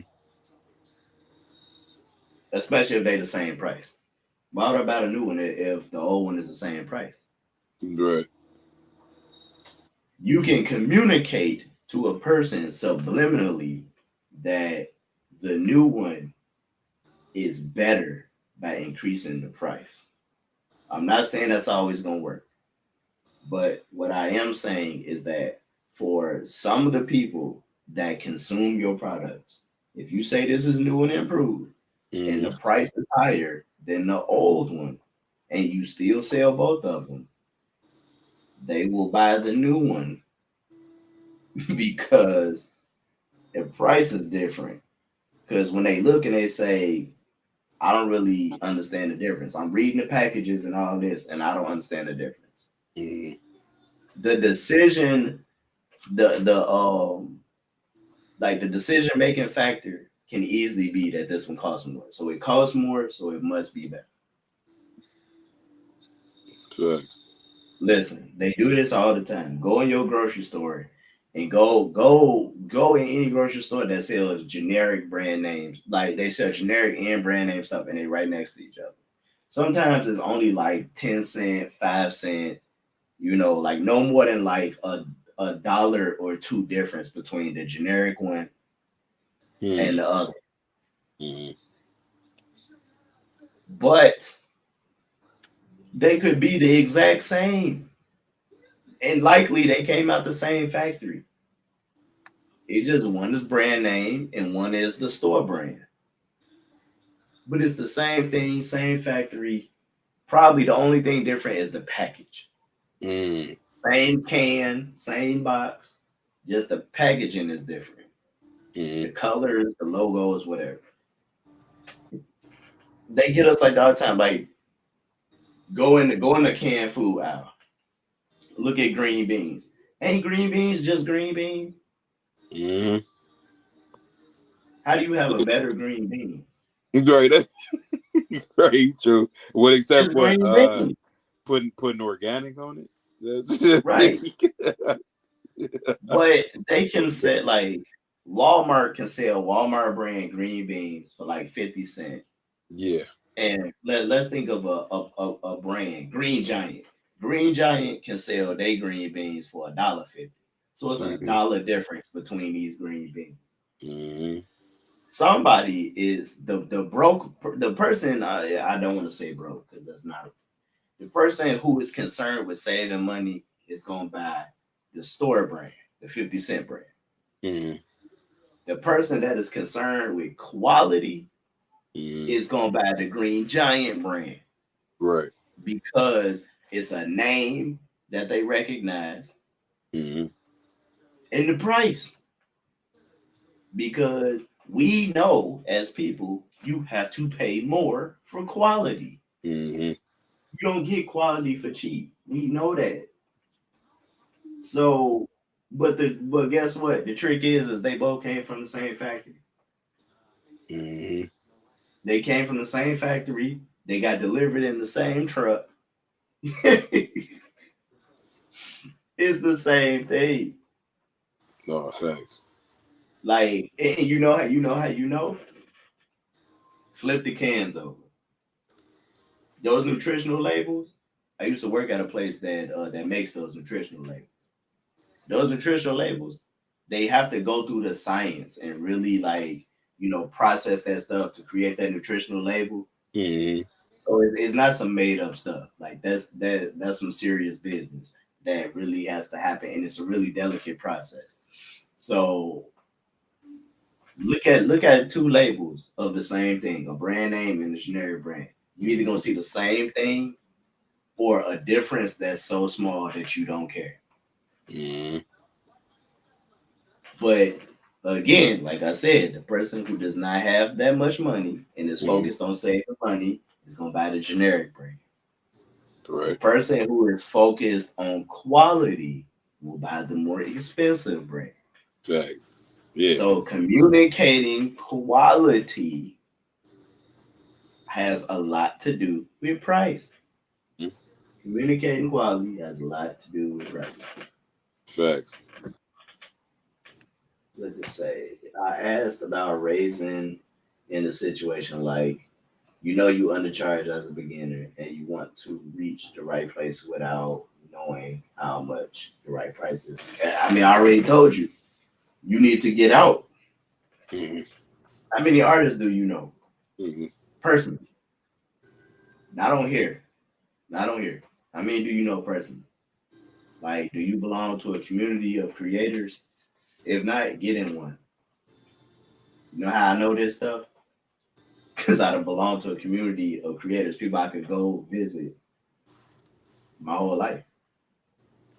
So I learned a lot like in steps as I was ready and more mature to understand those things. I got that knowledge. And then bare minimum, I learned where to look for knowledge if I didn't have it. Um, but we talking about communicating value, but you cannot communicate value if you don't know what value actually is. And so it sounds like that's kind of the situation you in, where you are not aware of what value actually is, Mm-hmm. which is okay. Which is okay. Can't nobody fault you for what you haven't been exposed to. But you are an adult, I'm going to assume. So you have every opportunity to expose yourself now. Go to a couple art shows, bring you a notepad or, take mental notes, ask questions, Mm-hmm. don't just ask questions of the artist though. Again, y'all as artists gonna have to get into a habit of asking people that you want to buy from you questions Mm-hmm. because you might also find out that the people you advertise to don't have no interest in art. Yeah, that's true They too. just supporting you because they It's you. care. Yeah. They supporting you because it's you. They Mm-hmm. don't have an interest in art, but they don't. Like you have to understand that there are a lot of things people don't say because they don't know how to say it. Yeah. Yeah. There's a lot of people around you that don't really care about art, don't want to buy art, but they don't know how to say that, and they're concerned with if they do say it that it's gonna hurt you. Mm-hmm. They're worried about that. Right. It's a lot of things. One of the funniest things I learned like about 5 years ago is that the size of your art matters.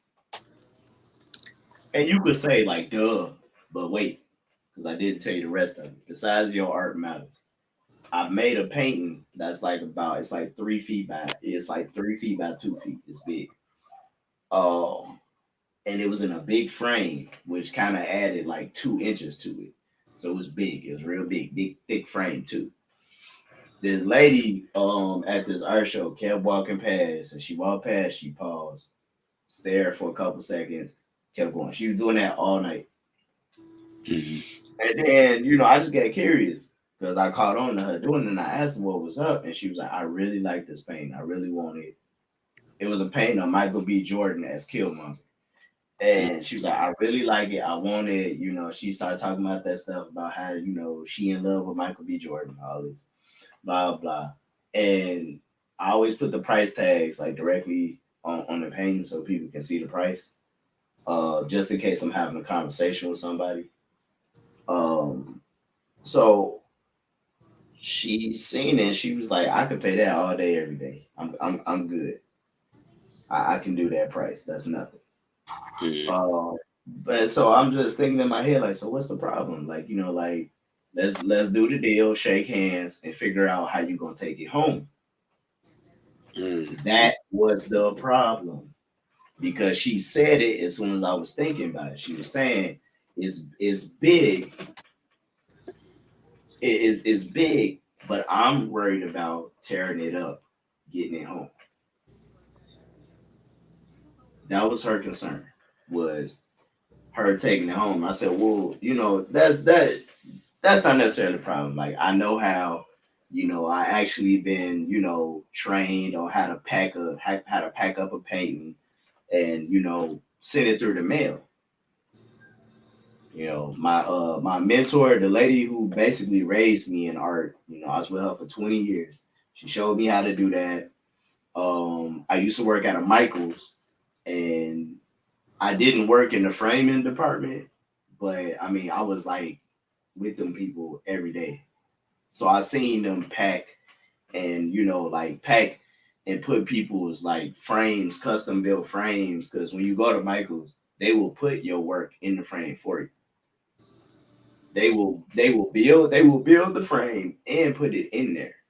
So I seen how they pack stuff up, you know. And not only that, but you can also ask, like, you go to like a FedEx or a UPS, they have somebody that knows like how that's supposed to go.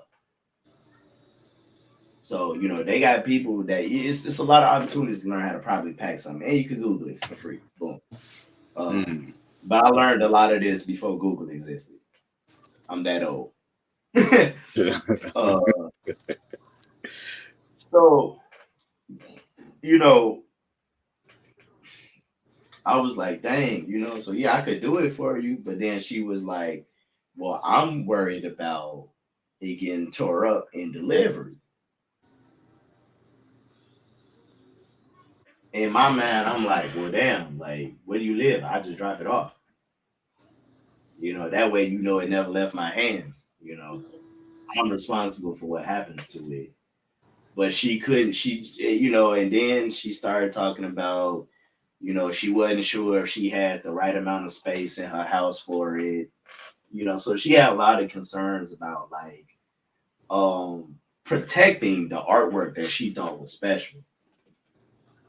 You know, people like that. You know, people who are concerned with they value your artwork probably more than you do, Mm. but they're worried about tearing it up because they don't know how to properly take care of it. They That's don't that's bad. know they don't know how to hang it up. If they need to put in storage, they don't know how to do these kinds of things. That day, I learned that I need to educate people on maintaining artwork, protecting artwork, and I need to be concerned with the sizes of my artwork. So sometimes my artwork may not sell because it's too big. Not because it's too small, but it's too big. So I need to find people. If I do something big, what I decided is if I do something big, I need a buyer before I actually start working. Mm. Don't make nothing big because I still got the paint now. So that's something I learned. You know, and like your value, like your value has it's a lot of different factors in Mm. value because people value different things. You Mm. know, like if you do like realistic work, it's probably some places you shouldn't be. Like, you know, it probably some places you shouldn't be because like that's probably not the place where realistic work should be sold. Mm. You know, if you go to like a cultural festival and you trying to sell like anime art, you're probably not gonna make no money. Yeah. If you try to sell something that's geared towards kids and it's mostly adults there, I'm not gonna say you're not gonna make no money because you probably get something off the parents, but you're probably not gonna make as much as you could if it was kids there. Because then the parents will be more compelled to buy it because they want to see their kids happy. Right.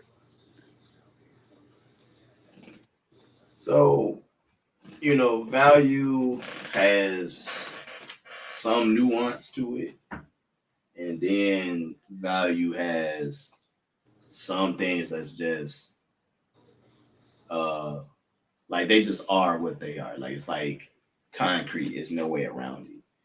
And to me, the most concrete thing is like you need to know how to communicate how valuable your stuff is. And communicate how valuable your stuff is not complaining that people don't know how much your art is worth. No, you don't know how much your art is worth. Because you don't know how to tell people why this is valuable. An easy one. Whatever you create, do not put it on the ground. Oh man, yeah. Do not put it on the ground. Do not put it on the ground. Always put it on a stand, eye level. If you got a table, put it on the table. If you can get the table, like I wouldn't say eye level with the table, but like waist level, so that the work is propped up. That's where you need it. Don't put no work on the ground. Yeah. Symbolically, subliminally, that work is not worth as much to people. It's on the ground. Yeah, that's what you're telling them when you have it on the ground.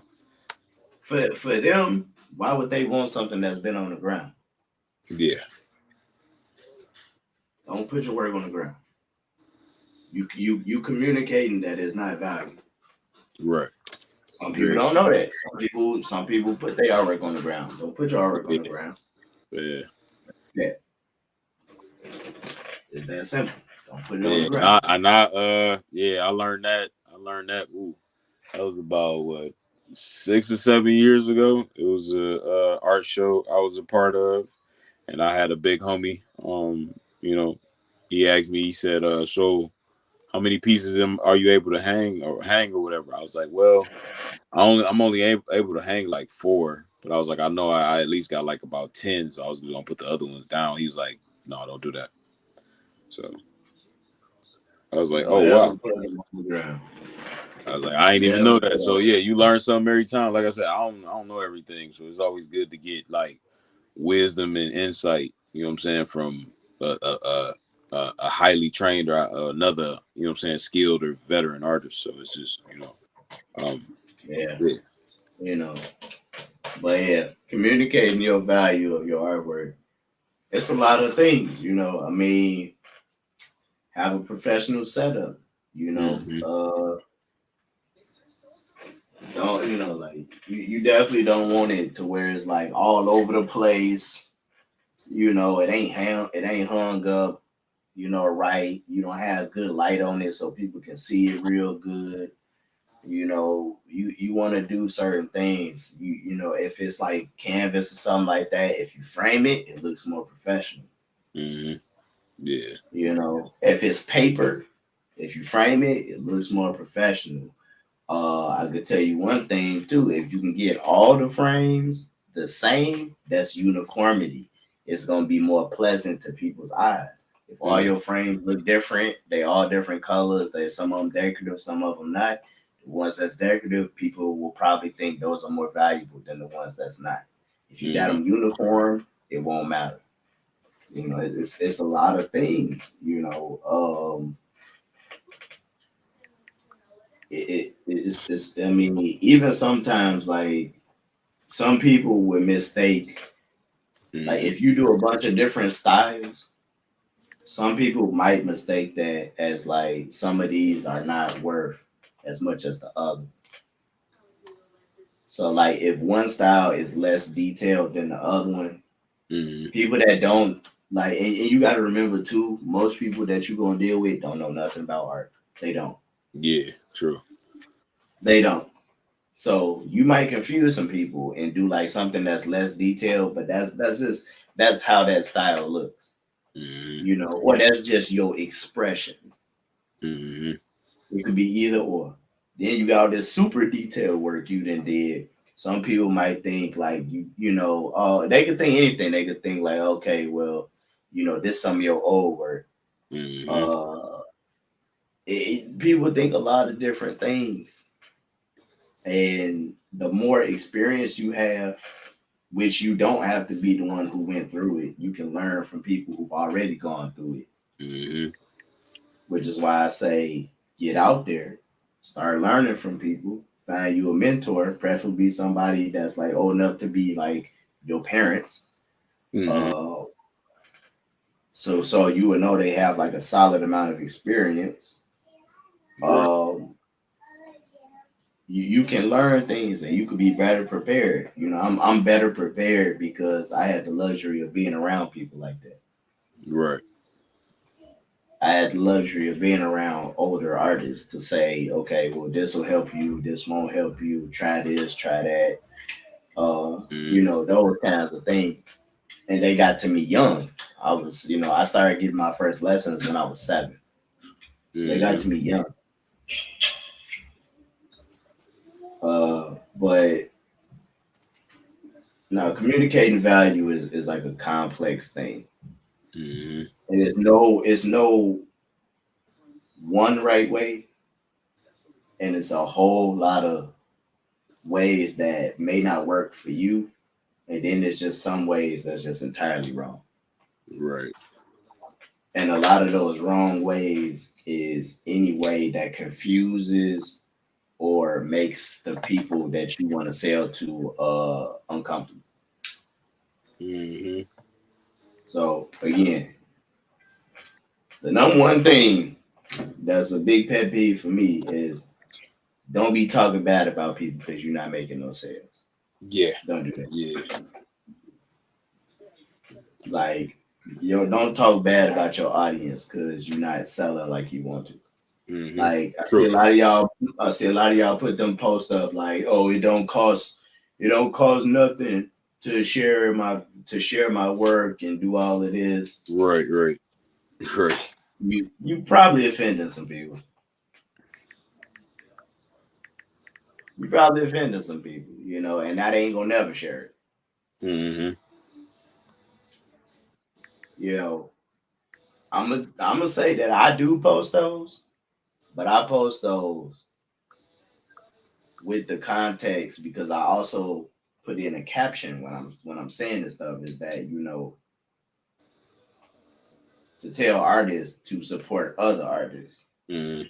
like share their content, Yeah. talk to them, you know, leave Yeah. them some comments, leave them some likes so that they get engagement. I Right. also tell people to, you know, if they know somebody that's an artist, you know, and you believe in their abilities, put on for them, vouch for them, Mm-hmm. you know. So I put those up, but I don't speak bad about my people because they support me because I don't speak bad about Mm-hmm. them. And you gotta earn people's trust. If you have not earned people's trust, they're not gonna buy nothing from you. That They're is not gonna share your stuff. say that They're one not more gonna again. comment. Sometimes you need to have some conversations. Sometimes you need to get to know people. People Yeah. just don't do stuff without no investment. You cannot expect people to invest in you if you don't invest in them. You know, maybe they don't need no money from you. Sometimes it's just like, especially on social media, it's just liking, commenting, and sharing their stuff. And Mm-hmm. when they got a birthday coming up, they like, all right, I want to buy some custom shoes from you, or I want to buy some artwork for you for my birthday. Right. And it's just because you've been a good friend. True. That It could cost be you that too. nothing. Yeah, that could be that too. Or It they cost might you have nothing. or you engaging and you letting them know they might have liked that recent, whatever you just made or something. Like, I like that. And then What do you look? Like what your parent always say. What do you say when someone says something nice? Thank you so much. Right. I mean, like communicating value is complicated, but you need to get to know people. You know what I mean? Yeah. Some of y'all, I done told y'all to like go to a real popular place in your town and people watch. Mm-hmm. Take a notebook with you, sit in a space that you ain't gonna be bothered, and just write down what you see. Yeah. Write down the types of people you see. Write down the stuff you see them doing. Right. If you seeing people spend money, write down where they spending money. Write down like here in the downtown area, it's a lot of parks. Yeah. If you stand, you can stand on the street where you can be next to the park, and right across the street from the park is like it's just like all like shopping.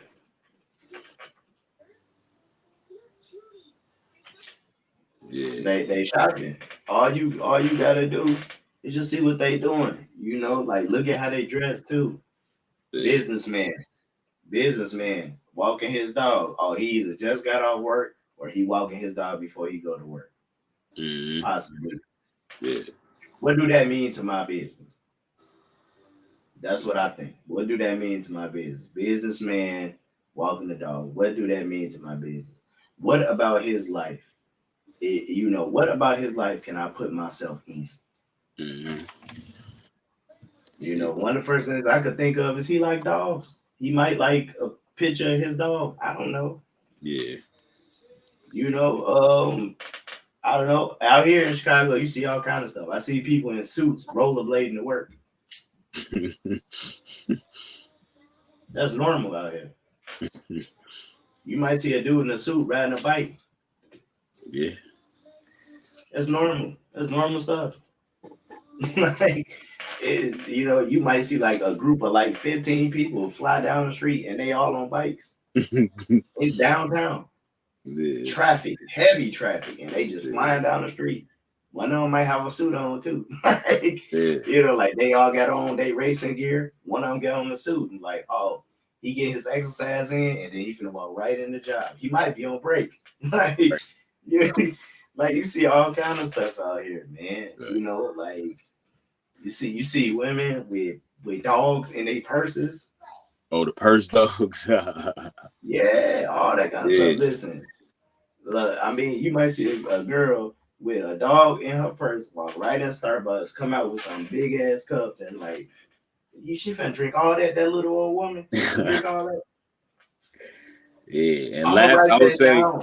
I would say lastly from me, because my phone keep buzzing before I go, just let people know, look, have the proper appreciation and gratitude for those who are actually supporting you and showing you love. Because those people, those people are major key. All right. So don't forget those people just because you might want this level of attention or appreciation. Appreciate those who always in your comments, always sharing your lives, your whatever, and showing you love, the proper love. You know what I'm saying? So don't forget those people. Yeah. That's real. Yeah. That's real, man. And again, not doing that will cost you more in the end.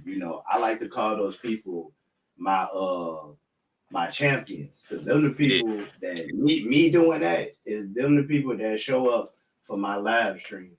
Them the people who recommend me to other people. Mm-hmm. Them the people that when I say, hey, I'm having an event, come out, they go out their way to show up to my events. Yes. Yeah. Support the people who support you. Yeah. Have appreciation and gratitude. Yeah. I told you in business. It ain't about you no more. Yeah. That's facts. That's fact. So if you get one or two reactions or comments on your post, show them love. Respond to them comments and talk to people. Love them people. You know what I'm saying? Because they took the time. Everybody you want to be like was in that position too. Yeah, exactly. Maybe a lot shorter time than you was, but they was in that position. Yeah. Some of them a lot longer than you. Yeah. But they was in your position too. So, hey. Take that time. Yeah. Just do it, man. Just Yeah. do it. And if you like this live stream, like, comment, share it. Yeah, do all that. Replay it. Yeah.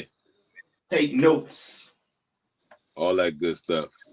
I appreciate you, my dog. And I appreciate y'all who was tapping in on both. Man, you know on both of them. Right, both of them. Yeah. Dude. But I gotta slide. Much love, y'all. Y'all be easy. Peace. You're listening to the Unpainted Podcast with Sneaker Fair Kicks, the dopest artists weighing in on staying creative, money, fame.